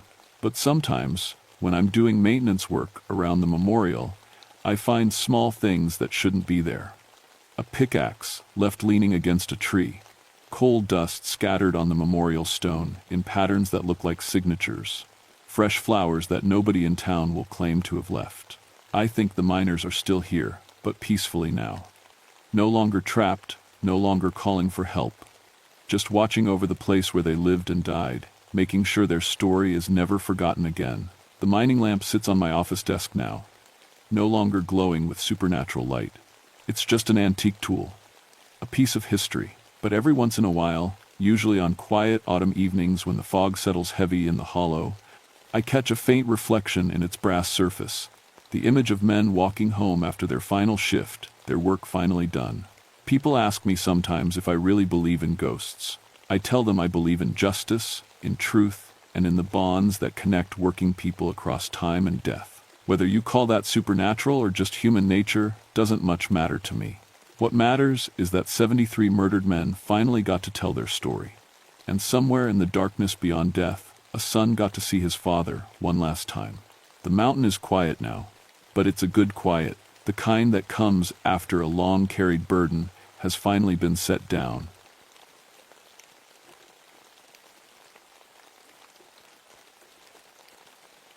My name is Rebecca Silverbrook, and I've been a park ranger in the Great Smoky Mountains for 14 years. In all that time, I've helped find 89 missing children. I know the mountains like my own backyard, and I know how to bring kids home safe. But what happened at Blind Creek in the summer of 1962 changed everything I thought I knew about these mountains. I used to be a social worker before I became a ranger. Saw too many kids hurt by the world, so I figured protecting them in the wilderness would be easier. The mountains don't lie or cheat or break promises. They just are what they are. Blind Creek sits in a deep valley, about 25 miles from any paved road. You can only get there on foot, following an old Cherokee trail that winds through pine forests, so thick the sun barely touches the ground. The creek got its name because it dead ends into a wall of limestone cliffs. Water just disappears into cracks in the rock. Local Cherokee folks have stories about that valley. They call it the home of the moon-eyed people, pale beings who lived underground before humans came to the mountains. Joseph Walkingstick, who helps us with cultural stuff, told me those stories were just old myths. Ways to explain things people didn't understand back then. I believed him. I should have listened closer. The trouble started on June 21st, the longest day of the year. 3 families were camping near the creek as part of our junior ranger program. Good families. The Hendersons from Nashville, the Pratts from Knoxville, and the Williamses from Chattanooga. They'd been coming to our programs for years. That morning was strange from the start. Usually the valley buzzes with life, birds singing, insects humming, squirrels chattering in the trees. But when I hiked down to check on the campsite, everything was dead quiet. Not peaceful quiet, wrong quiet, like the whole valley was holding its breath. The air felt thick and hot, even though we were in deep shade. No breeze at all, which was weird for that elevation. My skin kept prickling like someone was watching me, but every time I turned around, nothing was there. The families seemed fine when I got to their camp. Kids were excited about the day's activities: Sea Creek exploration, rock hunting, learning to identify animal tracks. Normal stuff. But I noticed their parents looked tired, like they hadn't slept well. Strangest thing, Tom Henderson told me while his wife packed lunch. Kids kept talking in their sleep last night, all three of them. Couldn't make out the words, but it sounded like they were having the same conversation. I figured it was just excitement.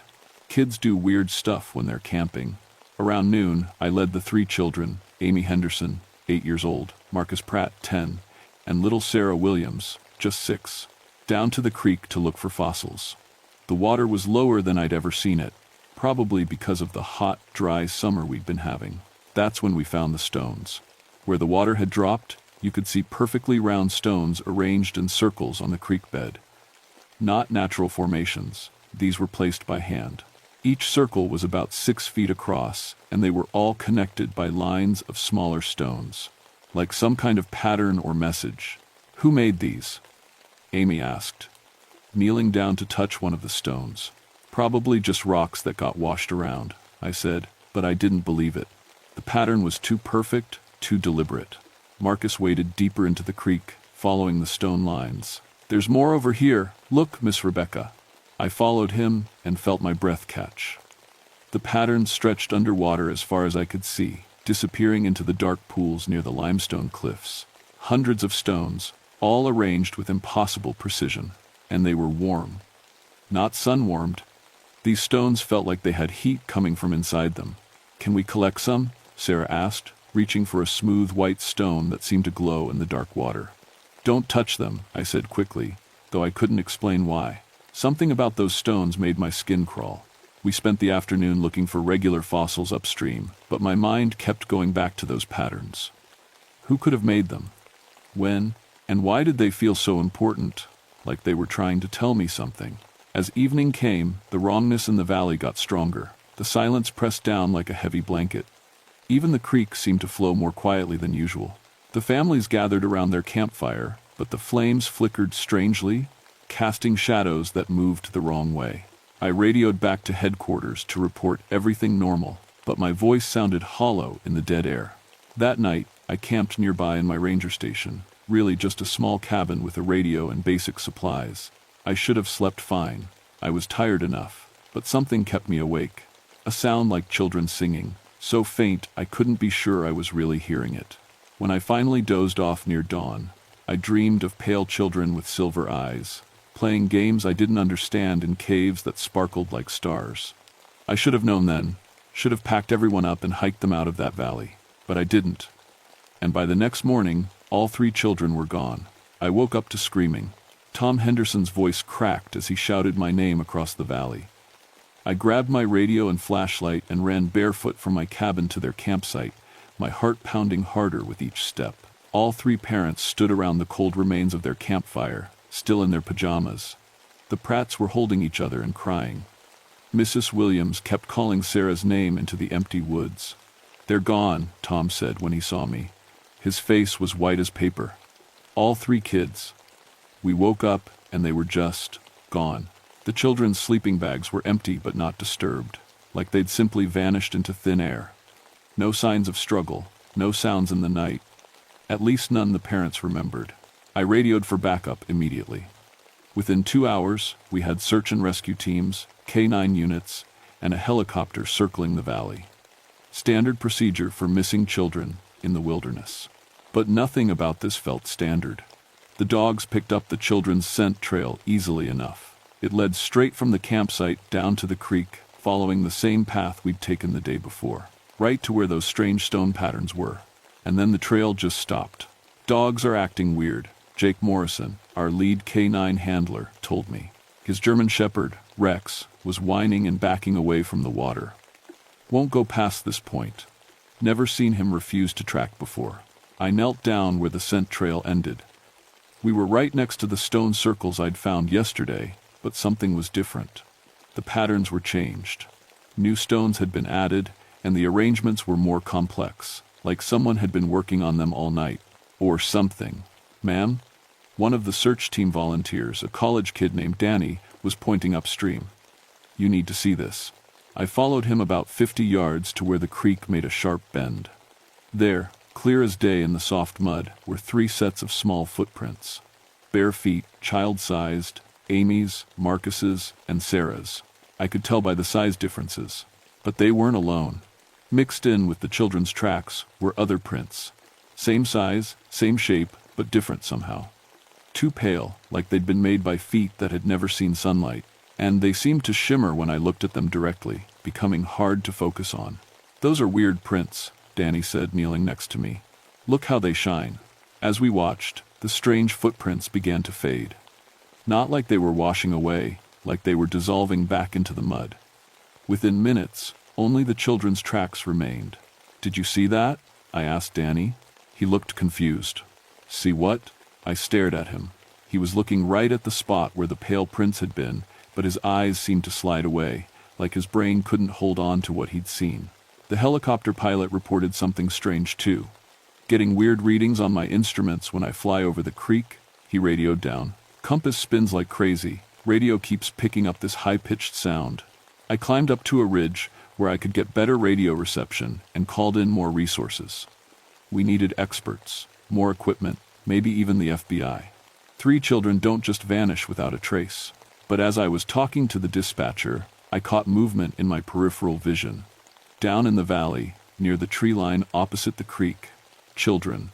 3 small figures in white clothing, barely visible through the trees. My heart jumped. "I see them," I shouted into the radio. South side of the creek, about 200 yards from the campsite. I half ran, half slid down the rocky slope, calling for backup. But when I reached the spot where I'd seen the figures, there was nothing. Just empty woods and that unnatural silence. No footprints, no broken branches, no sign anyone had been there at all. False alarm.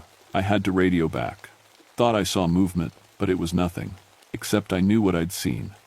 3 children in white clothes, holding hands, watching us search for them. The wrong part was their eyes. Even from that distance, even through the thick trees, I could see their eyes glowing like moonlight. As the day wore on, more searchers arrived. We had 30 people combing every inch of the valley.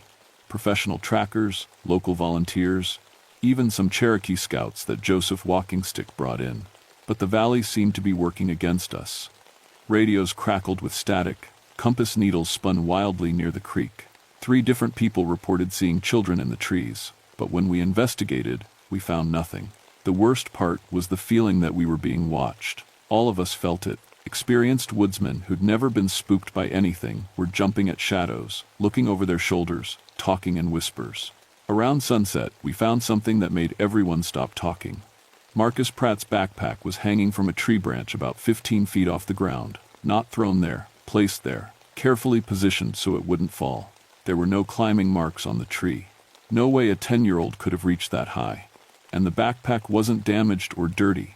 It looked like it had been gently lifted up and set in place. Inside were Marcus's clothes, neatly folded, his sneakers, tied together with their laces. His favorite baseball card collection, arranged in perfect order, like someone had carefully undressed him and saved his belongings. "This doesn't make sense," Sheriff Brady said, examining the backpack. He was a tough old man who'd seen everything in 30 years of law enforcement, but his hands were shaking as he handled Marcus's things. That's when Joseph Walking Stick pulled me aside. "Rebecca," he said quietly, "I need to tell you something about this place, something my grandfather told me that I thought was just old stories." He glanced around to make sure no one else was listening. "The Cherokee have always avoided this valley during summer solstice. They say it's when the moon-eyed people come up from their underground homes, looking for new children to join them." I wanted to laugh, wanted to tell him that was just superstition. But I kept thinking about those pale footprints that had faded away, the glowing eyes I'd seen in the trees, the impossible way Marcus's backpack had been placed. "What do the stories say happens to the children?" I asked. Joseph looked uncomfortable. "They say the moon-eyed people take them below the earth." to crystal caves that never see sunlight. The children become like them, pale and glowing, with silver eyes. They're not hurt, but they're not human anymore either. That's impossible, I said. Is it? Joseph pointed toward the creek, where our searchlights were reflecting off the water. Look at what's happening here, Rebecca. Dogs that won't track, compasses that don't work, children who vanish without a trace. As if to prove his point, a new voice crackled over the radio. Danny, the college volunteer, sounded terrified. Base, this is Danny. I'm seeing lights underwater, bright blue lights moving around in the deep pools, and I think I hear kids laughing down there. I grabbed my radio. Danny, get away from the water. Now, but his radio had gone dead. We found him 20 minutes later, standing waist deep in the creek, staring down into the dark water like he was hypnotized. When we pulled him out, his skin was ice cold, despite the warm night. They were so beautiful, he kept saying. The children were so beautiful. They wanted me to come and play. He couldn't remember anything else. By the third day, everything had gone wrong. We had 50 searchers in the valley now, plus FBI agents and state police. But instead of getting closer to finding the children, things kept getting stranger and more dangerous. 2 more volunteers had to be pulled out of the creek after standing in the water for hours, staring at nothing. 3 searchers reported following the sounds of children laughing, only to find themselves lost in parts of the forest they swore hadn't been there before. And the equipment failures were getting worse. Radios died near the creek, flashlights flickered and went out, metal compass needles snapped in half for no reason. I was running on coffee and fear, trying to coordinate the search while dealing with increasingly panicked parents and frustrated officials who wanted answers I couldn't give them. That's when Dr. Elizabeth Chen arrived. She was a geologist from the University of Tennessee, called in to examine the strange stone formations under the creek. Dr. Chen was a small, serious woman who didn't believe in anything that couldn't be measured and tested. She lasted exactly 2 hours before she came running out of the valley, white-faced and shaking. There are structures down there, she told me, grabbing my arm. Under the creek bed. Buildings or caves, I can't tell which. Made from some kind of crystalline material I've never seen before. She pulled out her camera and showed me the underwater photos she'd taken. The images were blurry and distorted, but I could make out angular shapes beneath the water. Walls and passages that definitely hadn't been carved by nature. The stones on the creek bed aren't random, Dr. Chen continued. They're markers. Like a map or directory showing the way into those structures. How old do you think they are? I asked. That's just it. They shouldn't exist at all. The material doesn't match any known geology in this region. And the craftsmanship. She shook her head. It's too advanced for anything built by prehistoric peoples. Before I could ask more questions, she grabbed her equipment and left. Refused to explain why, just packed up her gear and hiked out of the valley like something was chasing her. That evening, while the official search teams made camp, I met with Joseph Walkingstick and Sheriff Brady. We needed to talk about things that couldn't go in any official report. The Cherokee elders want everyone out of this valley, Joseph said. They say we're disturbing something that's been sleeping, and it's getting angry. Sheriff Brady lit a cigarette with shaking hands. I've seen a lot of weird things in these mountains over the years. But this, he gestured toward the creek. 3 kids don't just disappear, and volunteers don't stand in freezing water for hours talking to nothing. What if they're not talking to nothing? I said quietly. Both men looked at me. What if the children are down there, like the stories say? What if they're alive but changed, and they're trying to communicate? Before anyone could answer, we heard it. Singing, clear as day, coming from the direction of the creek, children's voices, harmonizing in a language I didn't recognize. We grabbed our flashlights and radios and headed toward the sound. But as we got closer to the water, our lights began to dim and flicker. The radios filled with static that sounded almost like whispered voices.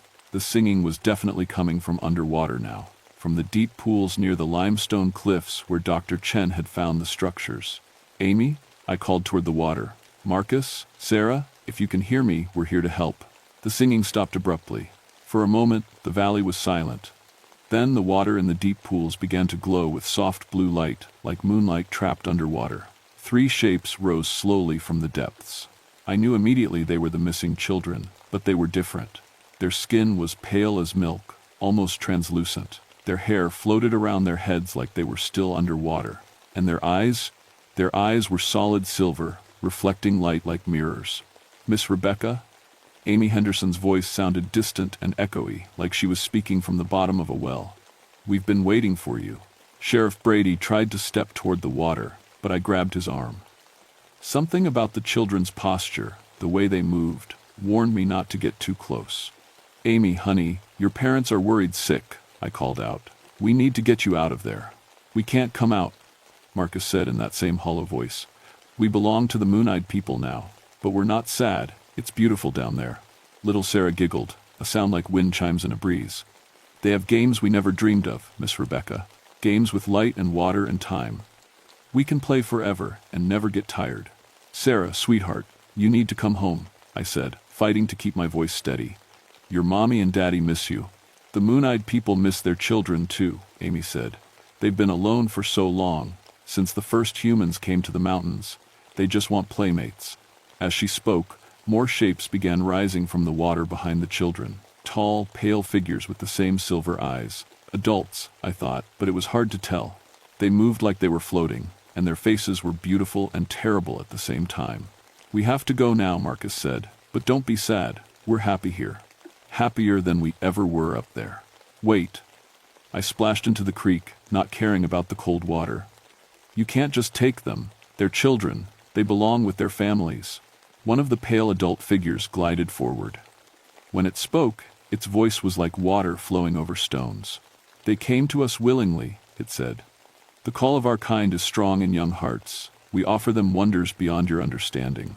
"They're too young to make that choice," I said, wading deeper into the water. "They don't understand what they're giving up. And you don't understand what we're offering." The figure's silver eyes reflected my flashlight beam back at me. "But you could learn. You could come with us, Rebecca Silverbrook. You who protects children, help us protect ours." For a moment, I felt the pull of those silver eyes. The promise of mysteries beyond imagination, the chance to see wonders that no human had ever witnessed. But then I thought of the parents back at camp, Tom and Helen Henderson, crying themselves to sleep every night. The Pratts and Williamses, hanging on to hope that was dying a little more each day. "No," I said firmly. "These children need to come home." The Moon-Eyed people's expression didn't change, but the temperature of the water around me dropped suddenly. Ice began forming on the surface of the creek. "Then you choose to be our enemy," the figure said. "I choose to do my job," I replied, "which is protecting children." The pale figures began to sink back into the glowing water, taking Amy, Marcus, and Sarah with them. "Don't forget us, Miss Rebecca," Amy called as she disappeared beneath the surface. "And don't stop the other children from coming to play." The glow faded, the ice melted, the creek returned to normal, as if nothing had happened. But I knew everything had changed. Joseph and Sheriff Brady stood on the bank, staring at me with wide eyes. "Did that really happen?" Brady whispered. I waded back to shore, water streaming from my clothes. "It happened. And now we know what we're dealing with." "What are we going to tell the parents?" Joseph asked. I looked back at the dark water where 3 children had chosen magic over home, wonder over safety. "We're going to tell them we're bringing their kids back," I said, "whatever it takes." I couldn't sleep that night. Every time I closed my eyes, I saw those silver eyes staring back at me. Heard Amy's voice saying the children were happier below. Around 3 in the morning, I gave up trying to rest. I put on my gear and hiked back to the creek alone, carrying my strongest flashlight and enough rope to rappel down into whatever caves or structures Dr. Chen had found. The parents had a right to know their children were alive, and the children had a right to make an informed choice about where they belonged. But I wasn't going down there unprepared. Joseph had given me an iron knife that had belonged to his great-grandfather. Cherokee stories say iron burns the Moon-Eyed people, he'd told me, probably just superstition, but I also carried a waterproof camera, emergency flares, and my radio, though I didn't expect it to work underground. The valley was different at night. The unnatural silence was deeper, more oppressive. Even my footsteps seemed muffled, like the darkness was swallowing sound. When I reached the creek, the water was glowing again. Not the bright blue light from earlier, this was softer, like starlight scattered through the depths. I waded to the deepest pool, where Dr. Chen had photographed the structures. Up close, I could see what looked like an entrance carved into the underwater cliff face. Smooth stone that definitely wasn't natural, with symbols etched around the opening that hurt to look at directly. I took a deep breath, turned on my waterproof flashlight, and dove. The water was colder than ice, but I didn't feel the shock I expected. Instead, there was a strange tingling sensation, like the water was charged with electricity. My flashlight beam cut through the darkness, revealing a tunnel that led straight into the limestone cliff. I swam hard, my lungs burning as I followed the tunnel deeper and deeper. Just when I thought I'd have to turn back, I saw light ahead. I surfaced in an underwater cave that glowed with its own soft radiance. The cavern was huge, bigger than a cathedral. The walls were covered with crystals that pulsed with gentle light, creating patterns that shifted and changed like living things. The air smelled like rain and ozone and something else I couldn't identify. And everywhere, carved into the crystal walls, were images, pictures that told a story spanning thousands of years. I saw the moon-eyed people in their prime, a civilization of pale, beautiful beings who lived in harmony with the earth. They had built cities of crystal and light, deep beneath the mountains. They had learned to bend space and time, to speak with the spirits of water and stone. But then humans came. Not just Cherokee. Earlier peoples, carrying iron weapons and fire. The moon-eyed people tried to hide deeper underground, but their numbers dwindled. They became legend, then myth, then forgotten entirely. All but a few. You came, a familiar voice said behind me. I turned to see Amy Henderson standing at the edge of the crystal pool. She looked exactly like herself, except for those silver eyes and the way she seemed to glow from within. I had to, I said. Your parents think you're dead. I was dead, Amy said matter-of-factly. Not my body, but my spirit. Up there, everything was so small and gray. Down here, I can see colors that don't have names. I can hear the music that stones make when they grow. Marcus and Sarah appeared beside her, their faces bright with an otherworldly joy I'd never seen in any child above ground. It's not like being human, Marcus explained. It's better. We don't get tired or hungry or sad. And the games, he gestured toward the crystal walls, which began showing moving images like a three-dimensional movie. We can play inside stories. We can race with time itself. But what about your families? I asked. They love you? They need you. Sarah's silver eyes grew sad for a moment. We love them too. But love doesn't mean staying in a place that makes you small. As she spoke, more moon-eyed people emerged from passages I hadn't noticed. Dozens of them, maybe hundreds. Adults and children, all pale and glowing, all watching me with those impossible silver eyes. One figure stepped forward, taller than the others, ancient in a way that had nothing to do with physical age. Rebecca Silverbrook, it said in a voice like wind through crystal caves. You have come to take our new children from us. I've come to understand, I said, trying to keep my voice steady. These children's families are grieving. They deserve to know their kids are alive. Are they alive? The figure asked. Or have they become something beyond your limited understanding of life? It gestured to the crystal walls, which now showed images of the 3 missing children playing impossible games with moon-eyed children. They were laughing, dancing through walls of solid stone, painting with light itself. We are the last, the figure continued. The last of our kind. For centuries, we have lived alone in the deep places, watching our crystal cities crumble, our stories fade from memory. These 3 children are the first new life we have welcomed in generations. You're stealing them, I said. We are saving them, the figure replied. From a world that would teach them to fear wonder, to forget magic, to accept gray lives in gray places. I looked at Amy, Marcus, and Sarah. They were still the children I'd known, but there was something in their faces that hadn't been there before. A depth, a knowing, a contentment that seemed impossible for kids their age. What if their parents could see this place? I asked. What if they could understand what you're offering? The figure's silver eyes widened slightly. You would bring more humans here? To our sacred spaces? Just the parents. Just so they can see their children are safe and happy. So they can say goodbye properly, if that's what the kids choose. The moon-eyed people began murmuring to each other in their musical language. The crystal walls flickered with new images.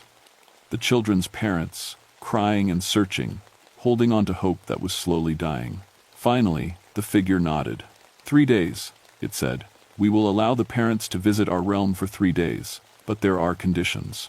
What conditions? They must come alone, with only what they can carry. They must promise to keep our existence secret from the outside world, and they must accept whatever choice their children make. I thought about Tom and Helen Henderson, about the Pratts and Williamses. Could they handle seeing their children transformed into something beyond human understanding? Could they let them go if that's what the kids truly wanted? I'll ask them, I said. And you, Rebecca Silverbrook? The figure stepped closer, and I could feel energy radiating from its pale skin. What will you choose? You have seen wonders beyond human imagination. You have walked in places where time moves differently. Will you return to your gray world above? For a moment, I was tempted. The crystal caverns were beautiful beyond description. The Moon-Eyed People's children laughed with pure joy. There was magic here that could fill the empty places in my heart. But then I thought about all the other children up above, the ones who would go missing in years to come, the families who would grieve without understanding. I'll stay above, I said. Someone needs to be a bridge between your world and mine. Someone needs to make sure both sides understand each other. The figure nodded approvingly. Wisdom. Yes, we will need such a bridge. Very well, Rebecca Silverbrook. Bring the parents. Let them see their children's joy, and let them choose whether love means holding on or letting go. 3 days later, I led 6 terrified, hopeful parents down into the crystal caves beneath Blind Creek. Tom and Helen Henderson held hands so tightly their knuckles were white. The Pratts whispered prayers under their breath. Mary Williams kept touching the pocket where she carried Sarah's favorite stuffed animal. They had all agreed to the conditions, though I could see the fear in their eyes, fear that their children really were lost forever, fear that they might be walking into a trap, fear that they'd have to make an impossible choice. The Moon-Eyed People were waiting for us in the great crystal chamber. They had prepared what could only be called a feast, fruits that glowed from within, water that tasted like starlight, bread that seemed to be made from crystallized air. And the children, Amy, Marcus, and Sarah, came running to their parents with joy and love that was absolutely genuine. But the parents could see what I had seen. Their kids were different now. Pale and glowing, with silver eyes that held depths of knowledge no human child should possess. Mommy, Daddy, Amy threw herself into her parents' arms. I missed you so much. But wait until you see what I can do now. She stepped back and began to dance, and as she moved, trails of light followed her hands. She painted pictures in the air, butterflies made of starlight, flowers that bloomed in 3 dimensions, a tiny horse that galloped through space before dissolving into sparkles. Marcus showed his parents how he could walk through solid stone, his body becoming translucent as he passed through the crystal walls. Sarah demonstrated how she could speak with the ancient spirits that lived in the caves, carrying on conversations with beings made of pure light. It doesn't hurt, Sarah assured her mother, who was crying as she watched. It feels like being more myself than I ever was before. The Moon-Eyed People explained everything. How the children had heard their call in dreams, how they had come willingly, drawn by a connection that went deeper than mere curiosity. How they had been transformed, not by force, but by choice. Their human nature expanded rather than replaced. They are still your children, the ancient figure assured the parents. They still love you. But they have become something more than human, something that can exist in both worlds if they choose. For 3 days, the parents stayed in the crystal caves. They played impossible games with their transformed children. They listened to music that was older than humanity. They saw wonders that couldn't exist in the rational world above. And slowly, painfully, they came to understand what their children had become. On the final day, there was a ceremony. The Moon-Eyed People gathered in the great chamber, their bodies glowing like living stars. The children stood between their human parents and their new crystalline family. You must choose now, the ancient figure said gently. Will you return to the world above, or will you stay with us in the deep places? Amy looked at her parents, then at the magical realm around her. Can I do both? Can I visit you sometimes, and stay here sometimes? The ancient figure smiled. The first time I'd seen such an expression on any moon-eyed face. Yes, it said. That is wisdom. You are bridges now, like Rebecca Silverbrook. You belong to both worlds. So that's how it ended. Not with rescue or tragedy, but with transformation. Amy, Marcus, and Sarah return to the surface world regularly. They go to school, play with friends, help their parents with chores. But they're different now. Calmer, more aware. Sometimes their eyes flash silver in dim light, and they know things they couldn't possibly know. And once a month, during the new moon, they return to the crystal caves beneath Blind Creek. They play games with time and light. They learn the ancient songs. They help preserve a civilization that was almost lost forever. The official report lists them as found after 3 days, suffering from mild exposure and dehydration. The strange stone formations in the creek were attributed to unusual geological activity. The equipment failures were blamed on magnetic anomalies in the limestone bedrock. Only 6 parents, 1 Cherokee cultural consultant, 1 sheriff, and 1 park ranger know the truth. I still work these mountains, still help find missing children, but now I know there are different kinds of lost and different kinds of found. Sometimes, late at night when I'm patrolling the valleys, I see lights moving beneath other creeks, hear singing in languages that predate human civilization. The moon-eyed people are waking up from their long sleep, reaching out to the world above. And sometimes children hear their call. When it happens, and it does happen, maybe once or twice a year, I'm there to help the families understand, to serve as a bridge between the possible and the impossible, to make sure that love means allowing transformation, not preventing it. The mountains keep their secrets well, but they're not empty secrets anymore. They're full of wonder and children's laughter, and light that flows like water through crystal caves where time moves differently, where the moon-eyed people wait patiently for their next playmates, and where I stand guard, making sure both worlds stay safe.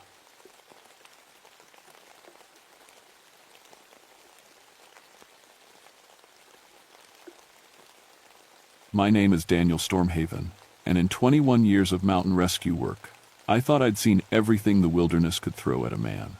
I've pulled broken bodies from cliff faces, talked jumpers down from ledges, and held dying hands until the helicopters arrived. I've learned that mountains don't care about your plans, your family, or your faith. They just are.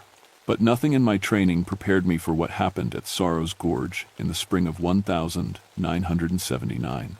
The gorge sits deep in the Monongahela National Forest, a slash in the earth so narrow that sunlight only reaches the bottom for 3 hours each day. The river that carved it still runs wild, fed by snowmelt and spring rains. Local folks avoid the place, have for generations. They say it's cursed. I always figured that was just mountain talk, the kind of stories that grow up around dangerous places to keep fools from getting themselves killed. I should have listened. The call came in on a Tuesday morning. 3 separate hikers had reported hearing someone crying for help from deep in the gorge. The strange thing was, they all heard it from different spots along the rim, miles apart. Sarah Martinez, the park dispatcher, looked puzzled when she handed me the reports. "Dan, these don't make sense," she said, pushing her glasses up her nose. "Listen to this.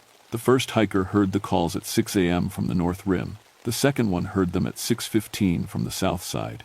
The third heard them at 6:30 from the east overlook. No way someone could move that fast through that terrain." I studied the topographic maps spread across my desk.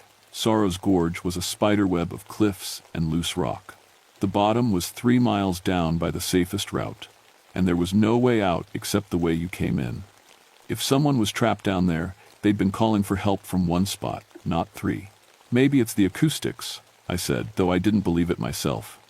"Sound bounces weird in those rock formations." Sarah shook her head. All 3 hikers said it sounded like a woman, young woman, crying like her heart was broken. Something cold touched my spine. My wife, Emma, had been a young woman when she fell. The memory hit me like it always did, sudden and sharp. Her hand slipping from mine on Cathedral Rock, her scream cutting off too quick, the awful silence that followed. "I'll check it out," I said, my voice rougher than I intended. The drive to the trailhead took 40 minutes on winding mountain roads. The spring air was crisp, full of the smell of new growth and melting snow. Birds sang in the trees, and everything felt normal, peaceful, even. It wasn't until I reached the North Rim overlook that things started to feel wrong. The silence hit me first, not the good kind of quiet you get in the mountains, but something deeper, unnatural. Even the wind seemed to hold its breath. I stood at the edge and looked down into the gorge. The walls dropped away in layers of gray stone and shadow. Far below, I could see the white foam of rapids. "Hello," I called out. "This is Park Ranger Stormhaven. Can anyone hear me?" My voice echoed back strange. Not the clean bounce you'd expect, but something twisted, like the rocks were changing my words as they passed them along. I waited, listened. That's when I heard it. Soft at first, almost lost in the sound of rushing water. A woman crying. Not the sharp cry of someone in pain, but the deep, broken sobbing of someone who'd lost everything. The sound made my chest tight. It reminded me too much of the months after Emma died, when I'd wake up at night to find myself weeping into her empty pillow. "Ma'am," I shouted. "I'm here to help. Where are you?" The crying stopped. The silence that followed felt like something watching me. I moved to the south overlook, then the east one. At each spot, I heard the same thing. That heartbroken sobbing coming from somewhere impossible to reach. But there was something else now. Something that made my hands shake as I gripped my radio. The crying sounded familiar. I radioed for backup and started down the main trail into the gorge. The path was steep and treacherous, carved into the cliff face by the Civilian Conservation Corps back in the 1930s. Spring runoff had washed out sections, leaving gaps I had to jump. My boots slipped on wet stone more than once. The deeper I went, the colder it got. That made sense. Sunlight barely reached the bottom, but this felt different.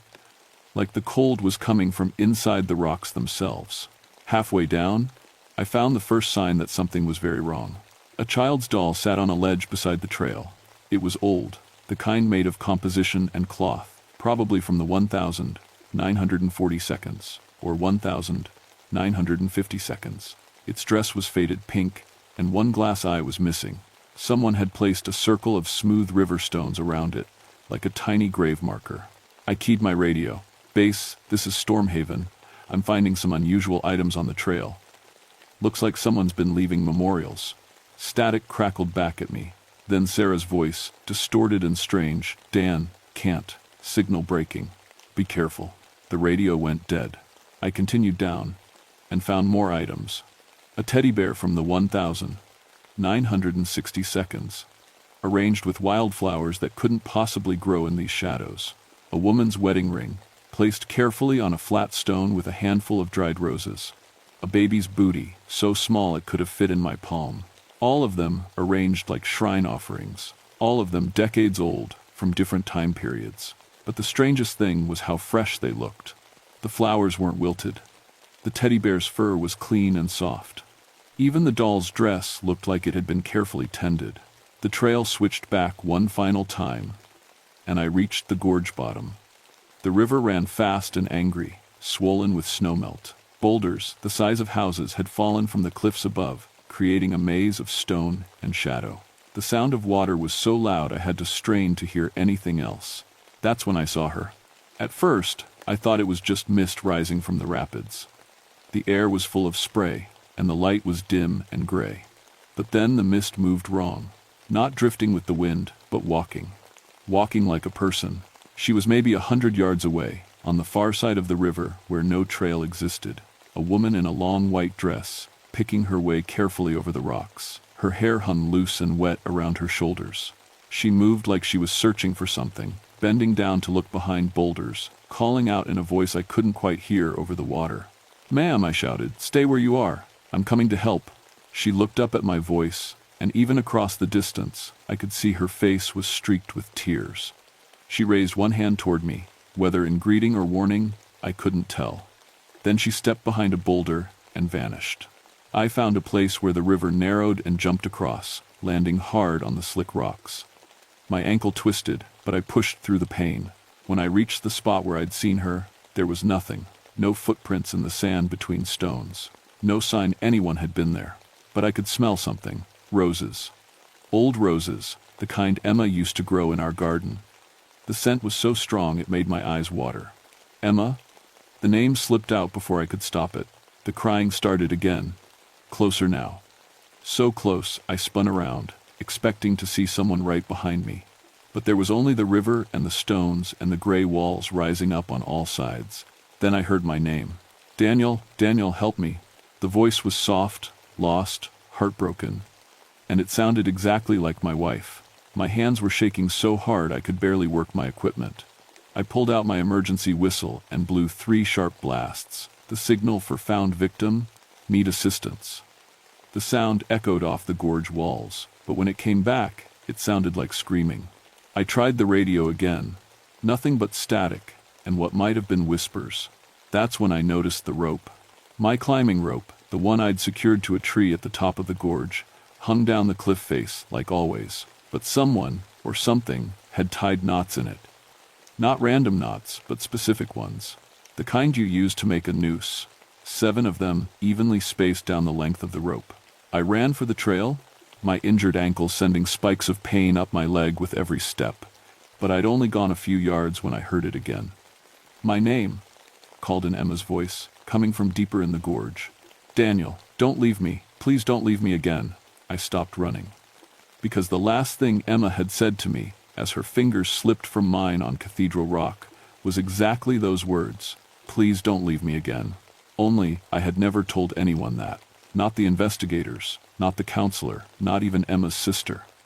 It was just between Emma and me, in that terrible moment when I couldn't hold on tight enough to save her. So how could anyone else know? I spent the night in the gorge. I know that sounds crazy, but I couldn't leave. Not when someone who sounded like Emma was calling for help. I'd failed to save her once. I couldn't do it again, even if this was impossible. I set up camp on a flat area near the river, using my emergency gear. As darkness fell, the temperature dropped fast. My breath came out in puffs, and ice started forming on the rocks near the water. But the cold wasn't the worst part. The worst part was the sounds. As soon as the sun disappeared behind the gorge rim, the crying started again. Not just one voice now, but many. Women, children, even men. All of them sobbing like their hearts were broken. The sounds came from everywhere. The cliffs above, the water below, the spaces between the boulders. Sometimes they were so close I could have reached out and touched whoever was making them. But when I turned my flashlight toward the sounds, there was never anyone there. Around midnight, I heard footsteps. Slow, careful steps picking their way over the rocks. I grabbed my light and swept it across the gorge. Nothing. But the footsteps kept coming, getting closer. "Who's there?" I called out. "I'm a park ranger. I can help you." The footsteps stopped. The crying stopped. Even the river seemed to quiet down, like everything was listening. Then a voice spoke from right behind me. "You couldn't help me." I spun around, my heart hammering. The woman in white stood 5 feet away, close enough that my light should have lit her up clear as day. But she looked wrong. Faded, like an old photograph. Her dress was soaking wet, and her hair hung in dark strings around a face that was too pale, too thin. And her eyes were holes, dark, empty spaces where eyes should be. "You let me fall," she said, and it was Emma's voice coming from that terrible face. "You promised you'd never let me go, and you let me fall." "Emma, I'm sorry," I whispered. I tried to hold on. I tried so hard. She tilted her head like she was listening to something I couldn't hear. "He says he tried. He says he's sorry." Her voice was changing, becoming something else, older, angrier. "They all say that. All the ones who couldn't save us." That's when I realized this wasn't Emma. This was something wearing her voice like a mask. "Who are you?" I managed. She smiled, and it was the most awful thing I'd ever seen. "I am sorrow, Daniel. I am the grief that never ends. I am what's left when love fails." She pointed to the memorial items I'd found on the trail. Sarah Chen, age 8. Fell from the North Rim in 1953 while picking flowers for her mother. Tommy Rodriguez, age 16. Tried to climb down to rescue his girlfriend in 1961. Both of them died when the rope broke. Margaret Webb, age 24. Jumped from the East Overlook in 1973 after her baby died. With each name, more figures appeared around us. Pale, faded people in clothes from different decades, all of them weeping, all of them staring at me with those empty, hungry eyes.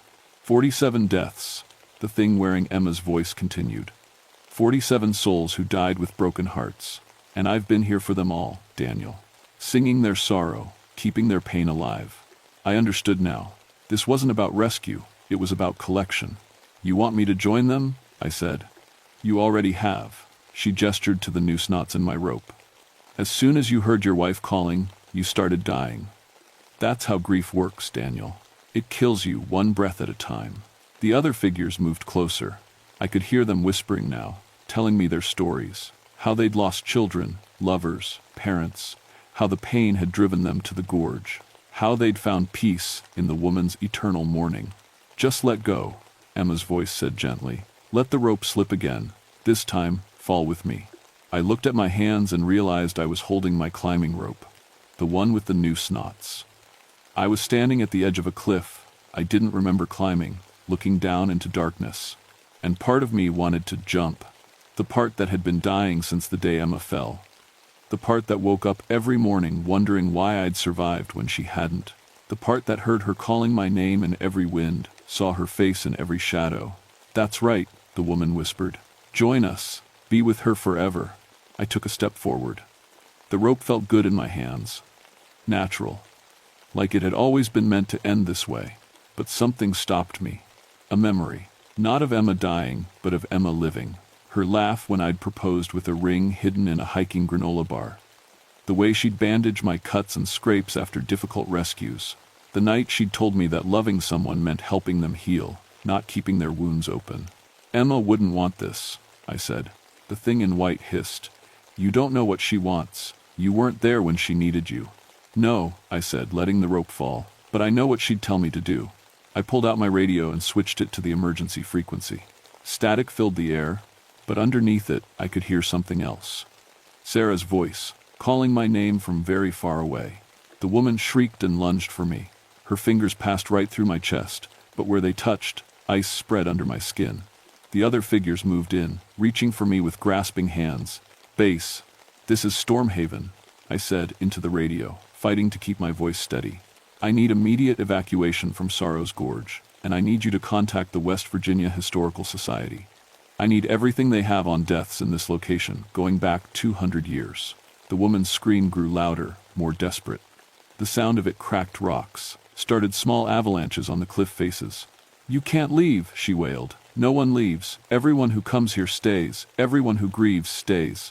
Not everyone, I said. Not anymore. The helicopter couldn't reach me until dawn. I spent the rest of the night dodging the spirits that tried to drag me over the cliff. Every time I closed my eyes, they showed me Emma falling. Every time I tried to rest, they whispered about all the ways I'd failed her. But I held on to what I'd remembered. Emma's voice, her real voice, telling me that love meant helping people heal. When the rescue chopper finally lowered a basket into the gorge, the woman in white stood watching from across the river. She wasn't screaming anymore, just crying. The deep, hopeless sobs I'd heard from the first day. Daniel, she called as the winch pulled me up. Don't forget us. Promise you won't forget. I looked down at her one last time. In the morning light, she looked smaller, younger. Not terrifying, just infinitely sad. I won't forget, I called back. But I didn't promise to stay. Back at park headquarters, I spent 3 days going through historical records with Dr. Patricia Wynne from the State Historical Society. What we found explained everything. In 1823, a woman named Mercy Blackwood had lived in a cabin near what was now called Sorrow's Gorge. She'd lost her husband in a logging accident, then watched her 2 young children die of fever during a harsh winter. Driven mad by grief, she'd wandered the gorge calling for them until she fell from the cliffs. But according to local legends, her spirit never left. For 200 years, she'd been collecting other grieving souls, trying to build the family she'd lost. Every person who died in the gorge had come there because of some terrible loss, and somehow she'd called to them, drawn them in with the promise that their pain would be understood. She's not evil, Dr. Wynne explained. She's just a mother who can't let go. That gave me an idea.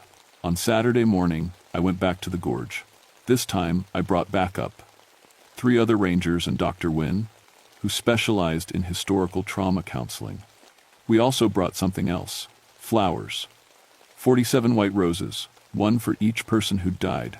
The woman appeared as soon as we reached the bottom. She looked wary, frightened.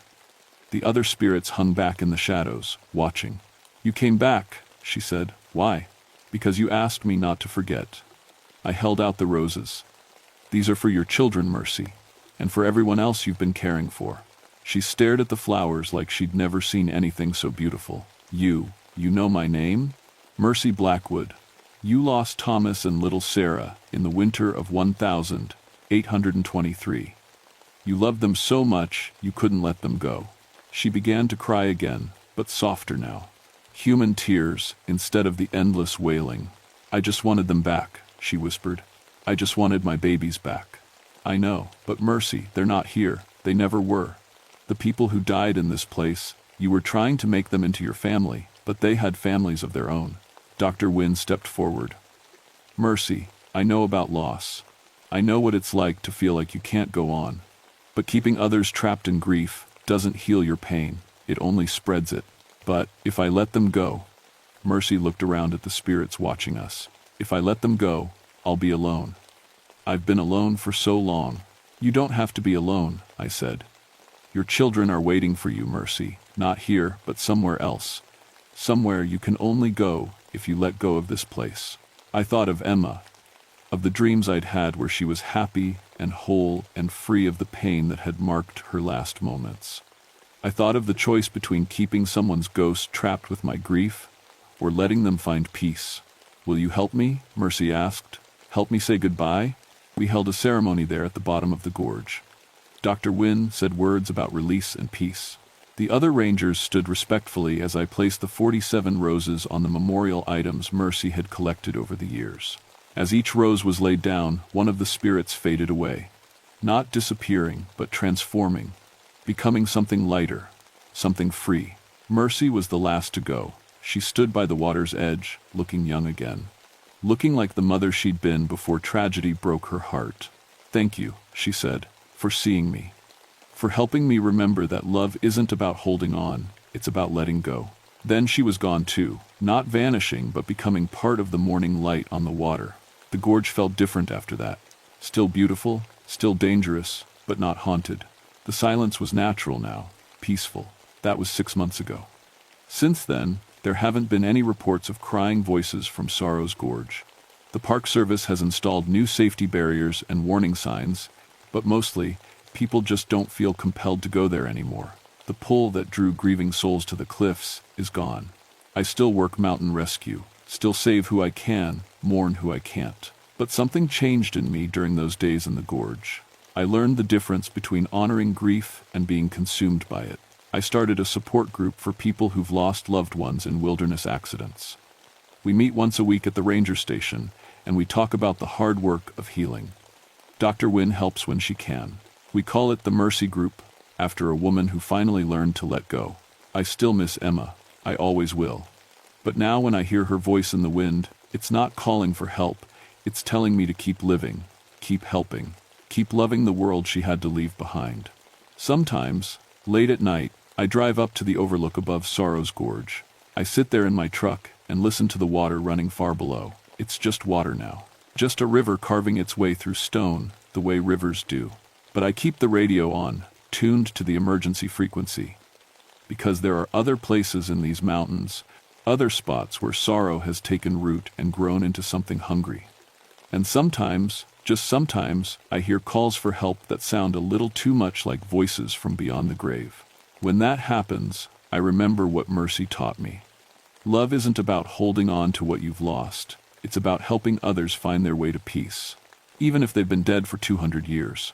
My name is Daniel Stormhaven, and I've learned that some rescues take more than ropes and helicopters. Sometimes, the most important thing you can save is a soul that's forgotten how to let go. And sometimes, that soul is your own.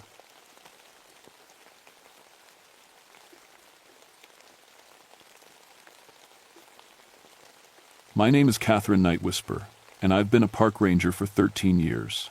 That might sound like a made-up name, but it's real. My grandmother was Greek, and she had a thing for dramatic names. Most folks just call me Kate. I work the night shift at George Washington National Forest in Virginia. Specifically, I watch over Devil's Knob Summit, which sits about 40 miles from the nearest streetlight.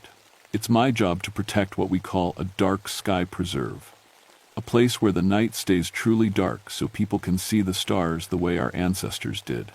The summit isn't easy to reach. You have to hike 3 miles up a rocky trail that'll test your ankles and your lungs. Most visitors come during the day, but I'm up there when the sun goes down.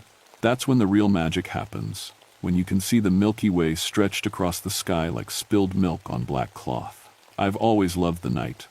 Even as a kid, I'd sneak out to watch meteor showers and lunar eclipses. My mom used to joke that I was part bat. When I found this job, it felt like winning the lottery. Getting paid to protect darkness and watch the stars? Perfect. The summit has something special. An old stone circle that nobody really understands. The rocks are arranged in a perfect ring about 20 feet across. Some say Native Americans built it hundreds of years ago for ceremonies. Others think it's just a natural formation that looks organized. I've always figured it doesn't matter who made it. What matters is that it's been here longer than any of us. On clear nights, I set up my telescope inside the circle. My Celestron has been with me for 8 years, and I know every screw and lens by heart. I also carry night vision monoculars, military-grade stuff that turns the darkest night into green-tinted daylight. The Forest Service issued them after too many hikers got lost after sunset. October 21st, 1981, was supposed to be routine. The autumn equinox meant perfect viewing conditions, and the new moon promised complete darkness. I had my gear ready, my thermos filled with coffee, and a group of amateur astronomers coming up around midnight to watch for meteors. But something felt different that night from the moment I reached the summit. The forest was too quiet. Usually, you hear owls calling, leaves rustling, maybe a fox moving through the underbrush. That night, nothing. Even the wind seemed to hold its breath. I've spent enough nights alone in the woods to know when things feel wrong, and this felt very wrong. I set up my telescope anyway. Work is work, and I had astronomers counting on me to provide them with a safe, dark viewing spot. But as I adjusted the eyepiece, I noticed something odd in my peripheral vision. My shadow looked wrong. I was standing next to my telescope with a small red flashlight in my hand. The light cast a clear shadow of me onto the ground behind me, but for just a second, I could have sworn my shadow moved before I did, like it was leading instead of following. I turned around quickly, shining my flashlight on the ground. Nothing there but pine needles and granite. I laughed at myself. 13 years of night work can play tricks on your eyes, especially when you're tired. But the feeling wouldn't go away. The darkness around the stone circle seemed thicker than normal, more solid. When I looked through my telescope at Jupiter, the planet appeared dimmer than it should have been, like something was filtering the light. I checked my watch. 11:47 p.m. The astronomers would arrive soon, and I needed to shake off these silly feelings.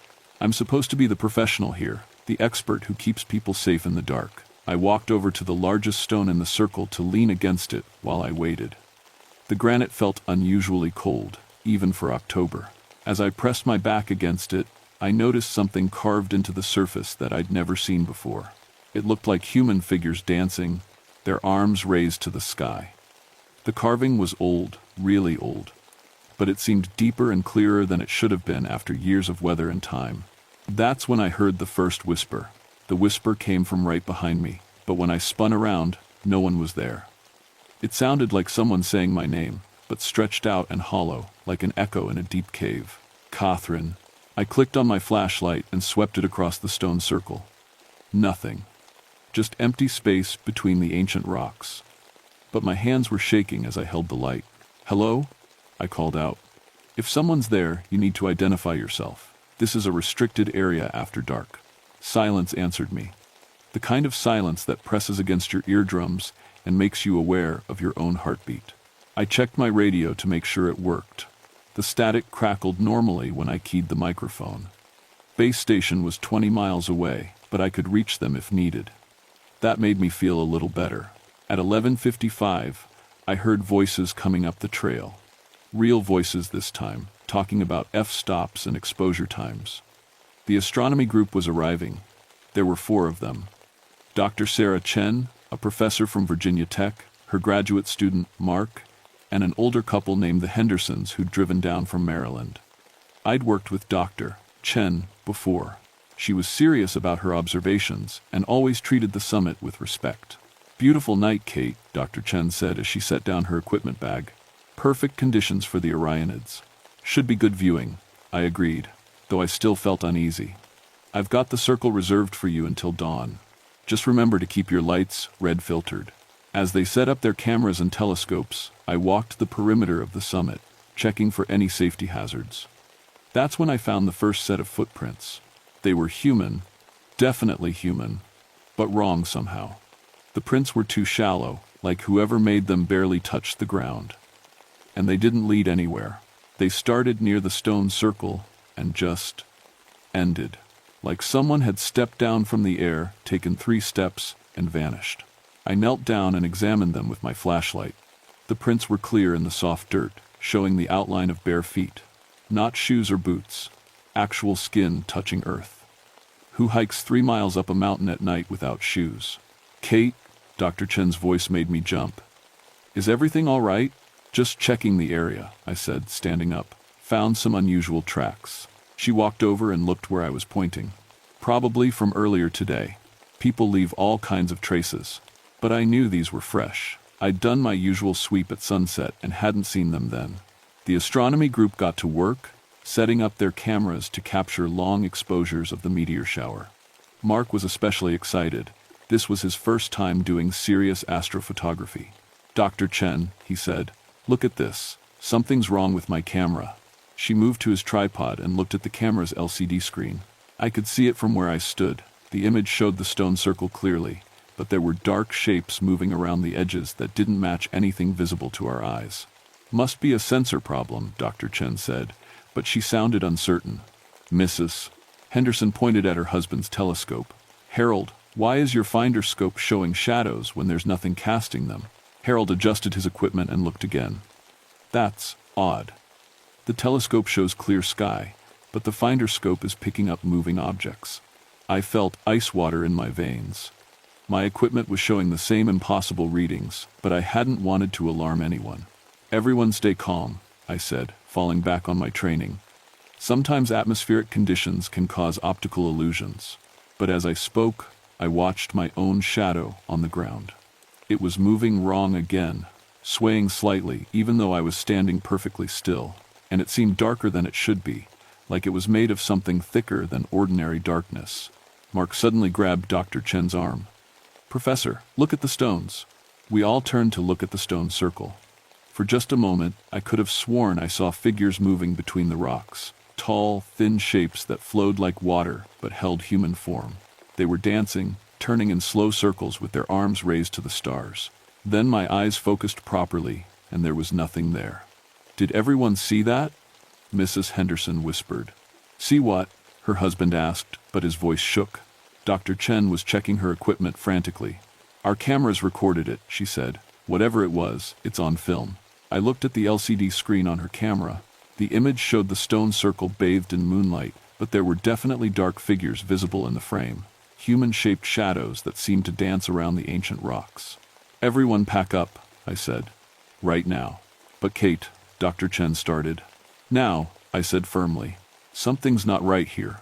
As they gathered their equipment, I noticed that all our shadows had grown longer and darker, stretching toward the stone circle like they were being pulled by an invisible force. And in the center of the circle, where no person stood, a new shadow had appeared. It was dancing. Getting 4 scared astronomers down a dark mountain trail took longer than I'd hoped. By the time their car lights disappeared down the forest road, it was almost 2 a.m. I should have gone home too. Should have written up a report about equipment malfunctions and called it a night. Instead, I drove back up to the summit. I know it sounds crazy, but I needed to understand what had happened. In 13 years of night work, I'd never seen anything I couldn't explain with science or common sense. Whatever was going on up there, it was happening in my preserve, on my watch. The hike up felt different this time. My flashlight beam seemed weaker, like the darkness was pushing back against it. Twice, I stopped, certain I heard footsteps behind me, but when I turned around, the trail was empty. When I reached the summit, I understood why the astronomers' equipment had malfunctioned. The stone circle was full of shadows, human-shaped shadows moving in slow, deliberate patterns. But there were no people casting them. I counted 12 distinct figures. They flowed around the circle like dancers in some ancient ritual, their arms moving in gestures I somehow recognized but couldn't name. They made no sound, left no footprints, but they were definitely there. I tried to radio for backup, but my radio only produced static. I tried my cell phone, no signal, which was normal for the summit, but the screen wouldn't even light up. Something was interfering with all my electronics. That's when I noticed my own shadow. It had separated from my feet and was walking toward the stone circle. I was standing still, but my shadow moved independently, flowing across the ground to join the dance. I stepped backward, and my shadow kept going forward. For a moment, I felt a terrible pulling sensation, like something was trying to tear me in half. Then, the feeling stopped, and my shadow snapped back to where it belonged. But now I understood what I was looking at. These weren't just shadows, they were people. Or they used to be people. Somehow, some way, their shadows had been separated from their bodies and trapped here, forced to repeat some ancient ceremony forever. I pulled out my night vision monoculars and focused on the dancing figures. Through the green-tinted lenses, I could see them more clearly. They were Native Americans, dressed in traditional clothing that looked hundreds of years old. Their faces showed incredible sadness and longing. One of them noticed me watching and stopped dancing. The others continued their eternal movement, but this one shadow turned toward me and raised its hand. Not in greeting, in warning. I lowered the monoculars, and the figure was gone. But carved into the stone next to where it had been standing, new symbols had appeared. They looked like petroglyphs, showing a story in simple pictures. The first carving showed people dancing under the stars. The second showed a break in the circle, dancers falling. The third showed shadows continuing to dance while bodies lay still on the ground. And the fourth showed a new figure joining the dance, someone with a ranger's hat and long hair. Someone who looked like me. I turned to run, but stopped when I saw that the trail down the mountain was blocked. Shadow figures stood between the trees, not threatening, but unmistakably there. They weren't going to let me leave. My flashlight flickered and died. In the complete darkness, I could hear the whisper again, clearer this time. "Help us finish what was begun." The voice came from directly in front of me, though I couldn't see who spoke. It sounded old and tired, like someone who'd been waiting centuries for help. "Finish what?" I asked aloud, feeling foolish for talking to the darkness. "The ceremony, the dance of seasons. We began it 300 autumns ago, but the circle was broken before completion. We cannot rest, we cannot move on. We are trapped between the world of flesh and the world of spirit." As the voice spoke, my eyes adjusted enough to see the speaker, an elderly Native American man whose shadow body flickered like candlelight. Behind him, the other dancers had stopped their movement and were watching me. "What do you need me to do?" I asked. "Complete the pattern, dance the final steps.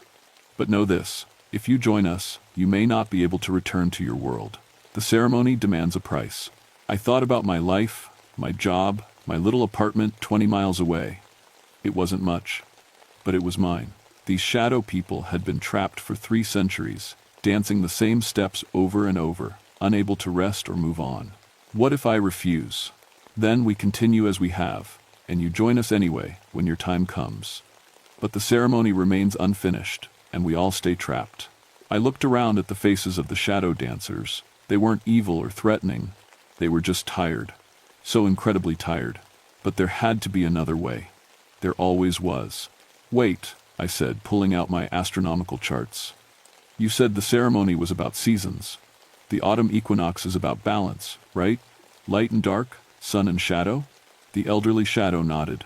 "What if we don't need a person to complete it? What if we need the right celestial timing?" I spread my charts on the ground, using my dying flashlight to read them. The ceremony started 300 years ago. That would be 1681. But the calendar was different then. Julian calendar instead of Gregorian. The shadows gathered around me as I calculated. The autumn equinox you started your ceremony on in 1681 in our modern calendar, that would be. I checked my watch and my heart raced. Tonight, right now, the true autumn equinox from your original ceremony is happening in the next hour. The elderly shadow smiled. "You understand. But the ceremony still requires a living person to anchor it to the physical world." "Then I'll do it," I said. "But we do it right. Complete the ceremony properly, the way it was meant to be finished." The shadow dancers arranged themselves in their original circle pattern. Through my night vision monoculars, I could see them more clearly now. 12 figures representing the 12 months of the year, each positioned to correspond with a specific constellation. The elderly shadow who'd spoken to me was the leader, the 13th dancer who stood in the center to conduct the ceremony. But for 300 years, that center position had been empty, keeping the ritual incomplete. "You must take my place," he explained as the others resumed their slow movement. "Stand in the center and mirror our movements. When the equinox moment arrives, when day and night are perfectly balanced, the ceremony will be complete." I walked into the center of the stone circle. Immediately, I felt a change. The air grew thick and heavy, like walking into deep water. My body felt lighter, and when I looked down, I could see through my own hands. "What's happening to me?" "You are becoming part of both worlds," the leader said, "physical and spiritual. This is the only way to bridge the gap between our realm and yours." The shadow dancers began to move faster, their ritual taking on urgency as the celestial moment approached. I tried to follow their movements, raising my arms when they did, turning when they turned. But something was wrong. Every movement pulled me further away from the physical world. I could feel my connection to my body weakening, like a rope slowly fraying. If this continued, I would become a shadow myself, trapped here forever. "You didn't tell me it would take my life," I said. "We told you there was a price," the leader replied sadly. "We have been alone so long, we perhaps did not explain clearly. To anchor the ceremony, you must give up your physical form." "No." I stopped dancing. "There has to be another way." The other shadows continued their movement, but they looked distressed now. The ceremony was falling apart again, just like it had 300 years ago. I pulled out my telescope, hands barely solid enough to grip it. What if we use celestial alignment instead of human sacrifice?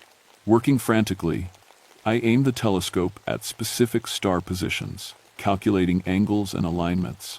The ceremony wasn't just about dancing. It was about connecting earth and sky, marking the passage of seasons, celebrating the balance between light and dark.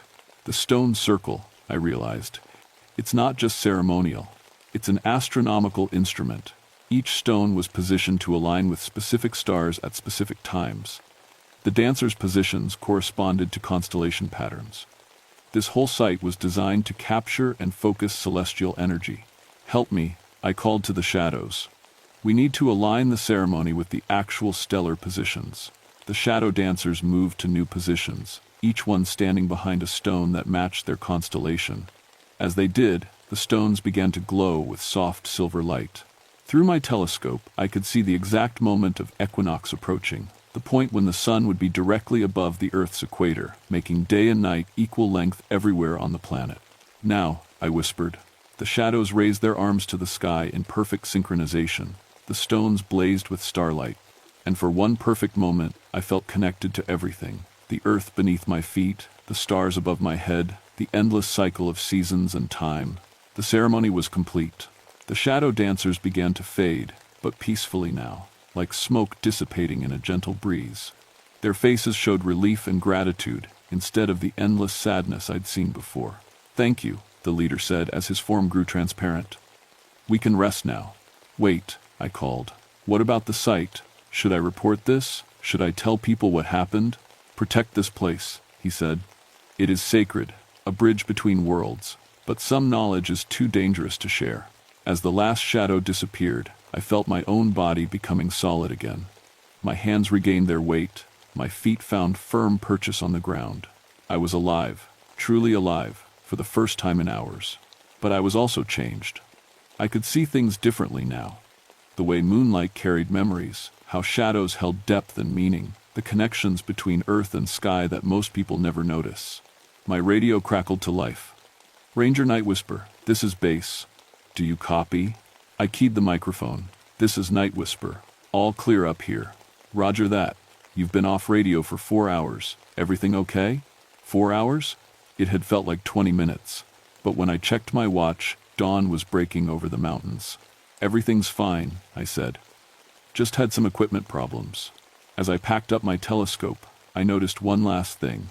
The ancient carvings on the stones had changed. Instead of showing trapped dancers, they now depicted a completed ceremony, with figures ascending peacefully into a star-filled sky. And at the center of the circle, A new carving had appeared. A woman with long hair and a ranger's hat, helping to guide lost souls home. 3 months later, I was still working the night shift at Devil's Knob Summit, but everything was different now. The site became an official archaeological preserve after I submitted a report about the pre-Columbian stone circle. I didn't mention the shadow dancers, just noted the astronomical alignments and recommended protection for the area. Within 6 weeks, access was restricted to daylight hours only for visitor safety. That suited me fine. Whatever power the place held was stronger at night, and some visitors might see things they weren't ready to understand. Dr. Chen came back once, asking about the photographs her team had taken. The images clearly showed human figures in the stone circle, but I explained them as a double exposure effect caused by unusual atmospheric conditions. She accepted the explanation, though I could tell she didn't quite believe it. The shadow dancers were gone, truly gone. I never saw them again. But on clear nights, when I walked through the circle, I could feel their gratitude like a warm breeze. They had found peace, and they'd left the site cleaner somehow, more balanced. Other changes came too. My night vision improved dramatically. I could see in almost complete darkness now without equipment. Sometimes I caught glimpses of other things, other places where the boundary between worlds wore thin, parks across the country where similar events had happened or might happen again. I started getting calls from other rangers about unexplained incidents, strange sightings, equipment malfunctions, places where the rules of ordinary reality seemed to bend. My supervisor began sending me to investigate these reports, though I never told him why I was so good at resolving unusual situations. Some secrets are too dangerous to share, and some responsibilities choose you instead of the other way around.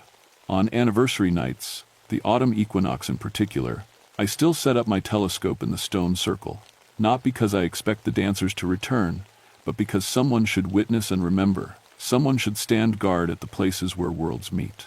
Last week, a family hiking the trail during the day found something interesting. Their 6-year-old daughter insisted she could see nice people dancing around the stones in broad daylight. When her parents looked, they saw nothing but empty space. But children see things adults miss, and sacred places remember everything. I'm still Catherine Night Whisper, and I still protect the dark skies over Devil's Knob Summit. But now I protect something else too. The delicate balance between the world we see and the world that watches us back. Some nights, when the stars are particularly bright and the air is perfectly still, I can hear something that might be wind through the trees or might be whispered thanks from spirits finally at rest. Either way, I listen, and I keep watch.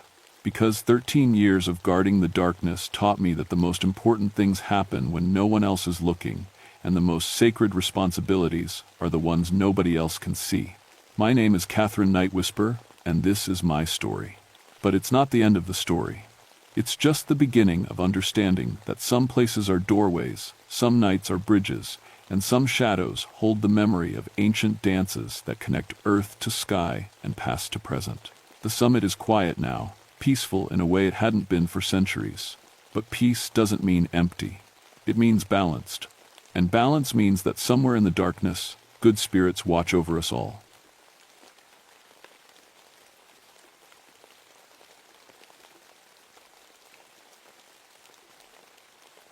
My name is Thomas Cloudwalker, and I've been watching the sky for 19 years. People think being a park ranger is all about hiking trails and helping lost tourists. But up here on Whisper Mountain Ridge in Shenandoah, my real job is reading the weather. The mountains make their own rules when it comes to storms and fog, and someone has to keep track of it all. I got my start back in college, studying how air moves around these old hills, the way warm air crashes into cold, how valleys trap moisture, why some ridges stay clear while others disappear in clouds for days. It's like watching a slow-motion battle between invisible armies. My weather station sits right on the highest point of the ridge. Steel towers with spinning cups to measure wind, boxes full of instruments that tell me things like air pressure and humidity. Most days, I can predict what's coming hours before it hits. Thunderstorms building in the west, morning fog that'll burn off by noon, ice storms that'll shut down the mountain roads. The old-timers around here always talked about weather spirits, how the mist had a mind of its own, how some fogs were different from others. Mountain folklore, I figured. Just people trying to make sense of atmospheric pressure and temperature inversions they didn't understand. I should have listened to them. It was early spring of 1967 when everything changed. The kind of morning that makes you glad to work outdoors. Clear blue sky, temperature climbing towards 60, perfect hiking weather. I was checking my instruments when I heard voices on the trail below. A family from Richmond. Mom, dad, 2 kids, maybe 10 and 12 years old. They'd driven up early to beat the crowds, planning to hike the Whisper Ridge Loop Trail. 3 miles of easy walking, with some of the best views in the park. "Morning," the father called up to me. "Looks like a perfect day for it."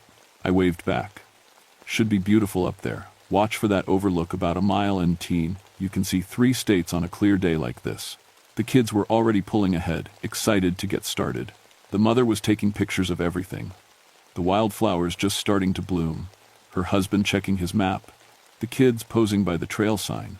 "We'll be back before lunch," she told me. "Thank you for keeping watch over our weather." I laughed. That's what they pay me for. I watched them head up the trail until the trees swallowed them up. Then I went back to my readings. Barometric pressure, steady. Wind from the southwest at 8 miles per hour. Visibility unlimited. Perfect hiking conditions. That's when I noticed something odd on my instruments. The humidity gauge was climbing. Not fast, but steady. In 20 minutes, it had jumped from 40% to 60%. The air pressure was dropping too, just a little, but enough to make me frown. I stepped outside and looked around. Still clear, still sunny. But there was something different about the light, like looking through glass that's almost too clean. Then I saw it. Down in the valley, maybe 2 miles away, a thin line of white was moving up the mountainside. Fog, thick as cotton, rolling uphill against the wind. In 19 years of watching weather in these mountains, I'd never seen fog move that way. It should have been flowing down the valleys, following the streams. Instead, it was climbing straight up the ridges like it knew exactly where it wanted to go. I grabbed my radio. "Shenandoah Dispatch, this is Cloudwalker on Whisper Ridge. I've got unexpected fog formation moving in from the south. Visibility's going to drop fast up here." "Copy that, Thomas. Any hikers on your trails?" I thought about the family from Richmond. The loop trail would take them right through the path of that fog. "Affirmative. Family of 4. Started up the ridge trail about an hour ago. We'll try to reach them by radio. Can you estimate time to your location?" I watched the white wall creep higher. It was moving faster now, and there was something wrong with the way it looked. Too thick. Too purposeful. "Maybe 30 minutes, I said. "But dispatch? This doesn't look like normal fog." The radio crackled. "What do you mean, Thomas?" I stared at the advancing wall of white. How could I explain that it looked almost solid, that it seemed to be choosing which paths to follow? "Just keep trying to reach those hikers," I said. 20 minutes later, the fog hit my station. The first thing you notice when that kind of fog rolls over you is the silence. Normal fog muffles sound, sure, but this was different. It didn't just muffle, it swallowed everything whole. My footsteps, my breathing, even the wind through the trees. Gone. I couldn't see my own hand when I held it 3 feet from my face. The fog was so thick it felt like walking through wet cotton. Every breath tasted of metal and something else, something sweet and strange that made my stomach turn. My weather instruments went crazy. The thermometer showed the temperature dropping 20 degrees in 5 minutes. The wind gauge spun wildly, then stopped completely. The barometric pressure needle bounced back and forth like a pinball. I tried my radio. Static. Even the emergency channel was dead. That's when I heard the voices. At first, I thought it was the family from Richmond. Faint calls for help somewhere out in the white. I grabbed a flashlight and headed toward the sound, following the trail I'd walked 1,000 times. "Hello," I called out. "Can you hear me? Follow my voice." The calls came back, closer now. But something was wrong with them. They echoed strangely, like voices bouncing around inside a cave. And they seemed to be coming from above me, not ahead on the trail. I stopped walking and listened hard. The voices came again, definitely calling for help. But now I could make out words, and my blood went cold. "Help us. We can't find. The trail is gone." It was the father's voice from that morning. But it sounded flat, empty, like someone reading from a script. Then the mother, "Thomas, Thomas, where are you? We can't see anything." How did they know my name? I'd told them I was a weather observer, but I'd never mentioned my name. and they'd been hiking for over an hour when the fog hit. They should be miles away, not right here at my station. The children's voices joined in. "Help us, mister. We're scared. We can't find our mom and dad." But the kids were with their parents. I'd seen them all together on the trail. Something brushed against my arm. I spun around, flashlight beam cutting through the fog. Nothing there. But the touch had felt like fingers, cold and damp, trailing across my jacket. "Who's there?" I called out. The voices stopped. Complete silence again, so thick I could hear my own heartbeat. Then, from right behind me, a whisper. "Thomas." I turned, sweeping the flashlight in a wide arc. The beam barely penetrated 5 feet before the fog swallowed it up. But in that circle of light, I saw something that made me stumble backward.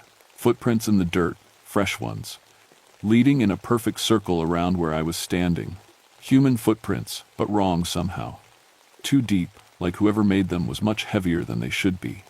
And they were filled with that same thick fog, glowing faintly in my flashlight beam. I followed the circle with my light.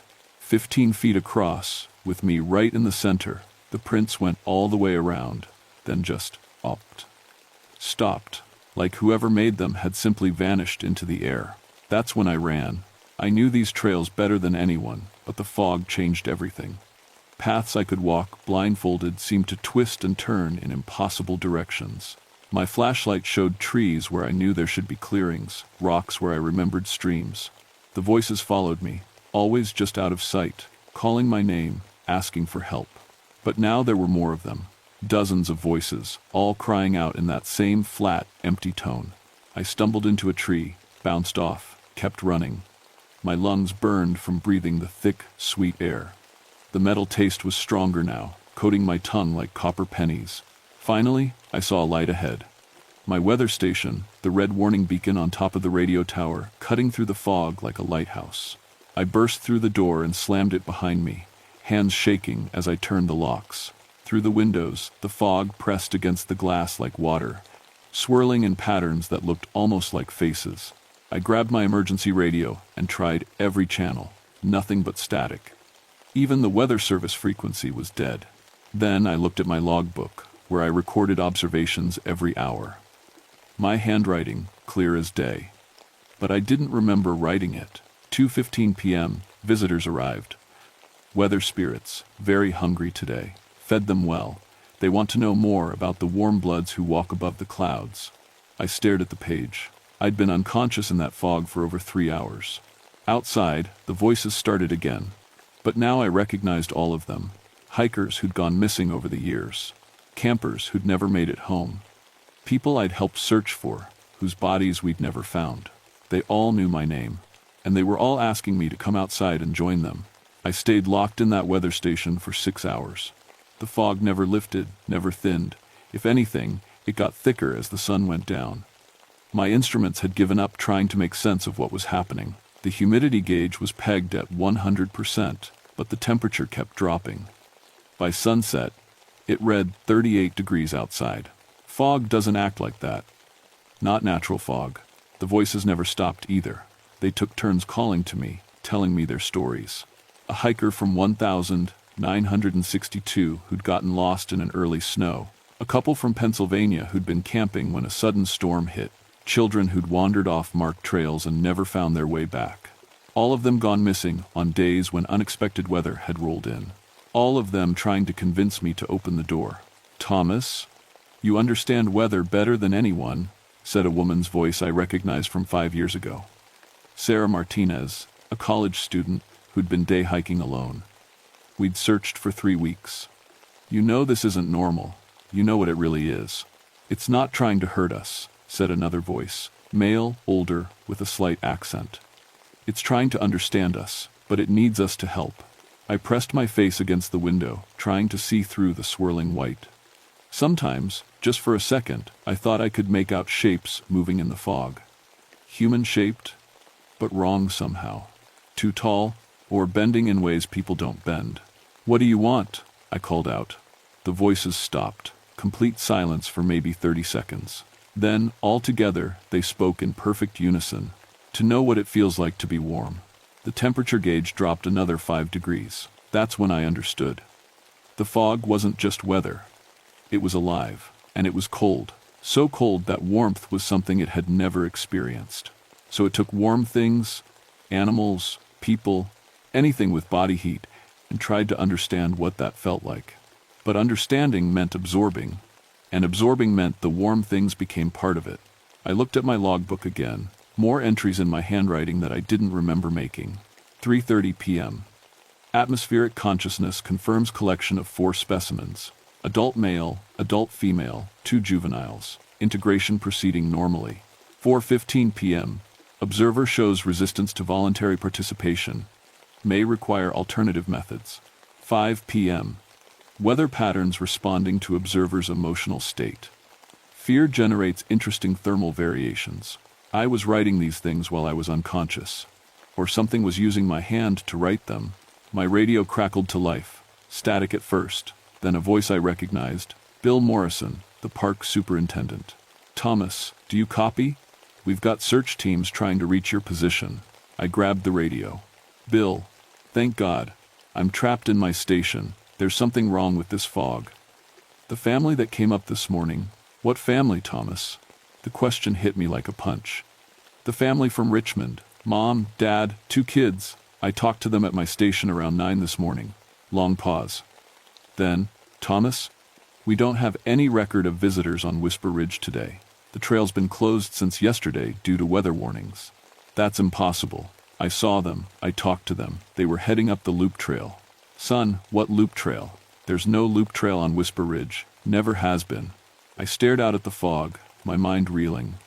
The family, the trail, the conversations, had any of it been real? Bill, how long has this fog been here? What fog? Thomas, it's a clear night down here. Stars are out, moon's bright. Are you feeling all right? I looked at my weather instruments. They all showed normal readings now. Temperature, 52 degrees. Humidity, 40%. Clear skies. But outside my windows, the fog pressed thick as ever. Bill, I whispered, I think I'm in trouble. The radio went dead. Then every voice outside spoke at once, and I heard my own words coming back at me from the fog. Bill, I think I'm in trouble. They'd been listening to everything, learning from everything. That's when the fog started seeping under my door. Thin tendrils of white crept across the floor like searching fingers. Where they touched, the wooden planks turned gray and brittle. My breath misted in the suddenly frigid air. I backed away, but there was nowhere to go. The fog was coming through the windows too, somehow passing right through the glass without breaking it. As it touched my skin, I felt something terrible, a pulling sensation, like something was trying to draw the heat out of my body. My fingers went numb, then my hands, then my arms. But worse than the cold was the feeling of something else in my head. Thoughts that weren't mine, memories that belonged to someone else. I saw through Sarah Martinez's eyes as she'd walked into fog just like this 5 years ago. Felt her confusion, her terror, her final moments of understanding as the mist drew her in and made her part of itself.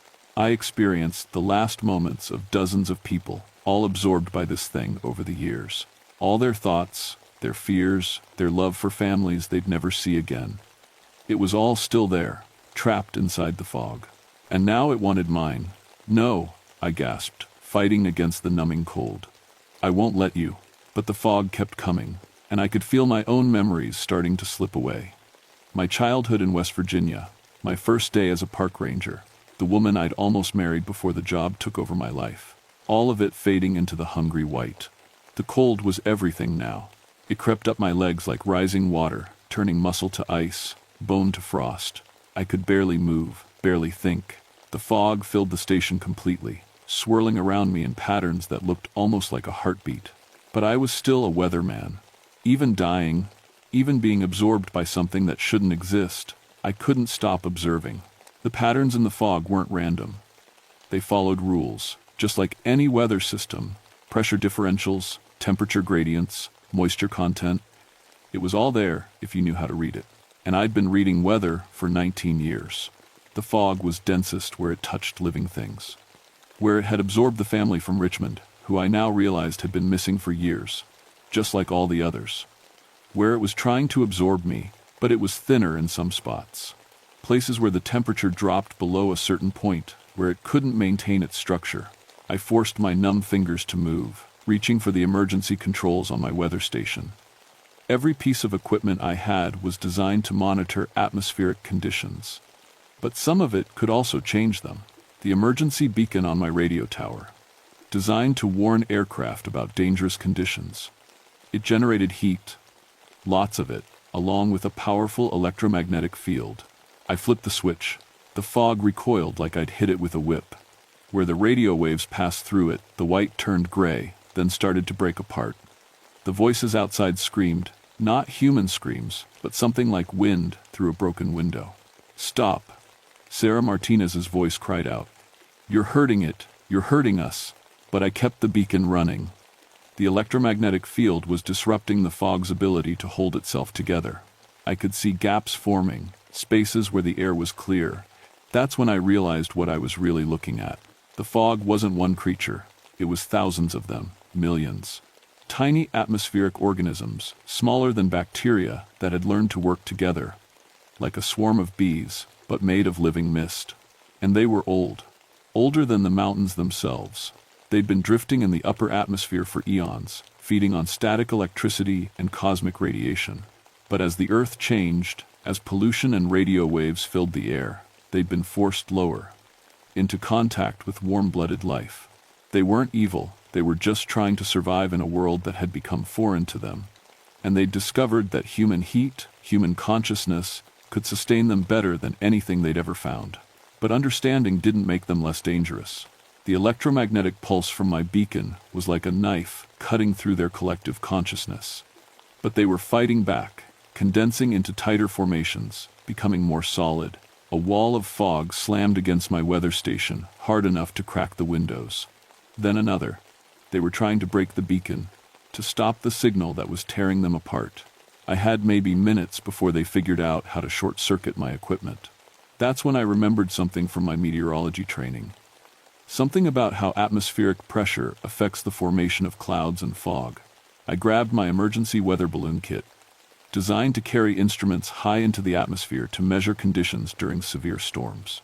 But the balloon itself was filled with helium, and it carried a small heating element to keep the instruments from freezing. If I could get it up into the center of the fog mass, the heat and the rapid pressure change might disrupt their formation long enough for me to escape. I attached every heating element I could find to the balloon. Emergency hand warmers, portable heating pads, even the heating coil from my coffee maker. Then I triggered the inflation system. The balloon shot up through the fog like a rocket, carrying its cargo of heat sources into the heart of the swarm. The effect was immediate. The fog began to spin, faster and faster, like water going down a drain. The voices screamed again, but this time they were fading, becoming distant. In seconds, the air around my station was clear. I ran outside, gasping real air for the first time in hours. Above me, the fog was condensing into a tight spiral, rising higher and higher into the night sky. But as it rose, I heard one last voice. Clear and unmistakably human. "Thank you, Sarah Martinez." But not the flat, empty echo from before. Her real voice, full of relief and something that might have been joy. "Thank you for setting us free." The fog spiral reached the upper atmosphere and dispersed, carried away by high-altitude winds. In moments, it was gone completely, leaving nothing but clear sky and stars. I stood there shaking, not from cold but from exhaustion and shock. It was over. But even as I watched the last wisps disappear, I knew it wasn't really over. There were other swarms out there. Other places where the atmospheric consciousness had learned to feed on warm-blooded life. And now I was the only person who understood what they really were. The official report blamed equipment failure. Temporary malfunction in weather monitoring systems, Bill Morrison wrote. Atmospheric inversion created unusual fog bank. Ranger Cloudwalker experienced brief disorientation due to carbon monoxide exposure from faulty heating unit. They found the bodies 2 weeks later. The Real family from Richmond, along with 17 other missing hikers, all discovered in a cave system nobody had known existed. They'd been perfectly preserved in ice that hadn't melted in decades. The cave was sealed permanently. Too dangerous, they said. Unstable rock formations. I didn't argue with any of it. How could I explain that those people had been absorbed by a living weather system? that their consciousness had been trapped for years inside a swarm of atmospheric organisms, that they'd only been freed when the swarm dispersed back into the upper atmosphere. Who would believe that? But I kept monitoring the weather, started watching for patterns the textbooks didn't explain: fog that moved against the wind, temperature inversions that lasted too long, humidity readings that spiked without any visible moisture. And I found them. Other signs, in other places. Reports from rangers in Montana about impossible cloud formations. Stories from Alaska about fog that seemed to follow specific hikers. Weather stations in Colorado going silent during unusual atmospheric events. I started keeping my own records, real ones, not the sanitized versions that went to headquarters. Documentation of what I'd learned about atmospheric consciousness, how to recognize it, how to disrupt it when necessary. Because it wasn't gone. It was just learning to be more careful. The heating elements and electromagnetic fields had worked that night because the swarm was concentrated, vulnerable. But they'd adapt. They'd figure out ways to avoid those frequencies, to disperse before anyone could gather them together. Evolution in action. I also started carrying different equipment on my rounds: portable heating units, radio transmitters, emergency beacons. The official inventory listed them as safety gear, which wasn't exactly a lie, and I listened to the radio chatter from other weather stations, waiting for the code words I'd started including in my reports, phrases that would tell other observers what to really watch for. 3 months after Whisper Mountain, I heard them from a station in Oregon. Unusual atmospheric pressure readings today, the observer reported. Looks like we might have some weather spirits moving in from the north. Weather spirits, the old mountain term I'd dismissed as folklore. I grabbed my emergency kit and put in a request for temporary assignment to Oregon. Personal development, I told my supervisor. Cross-training with Pacific Northwest weather patterns. Because somewhere in Oregon, another swarm was gathering. Another weather observer was about to learn that the old stories were true. And maybe, if I got there fast enough, I could teach them how to read the real signs before it was too late.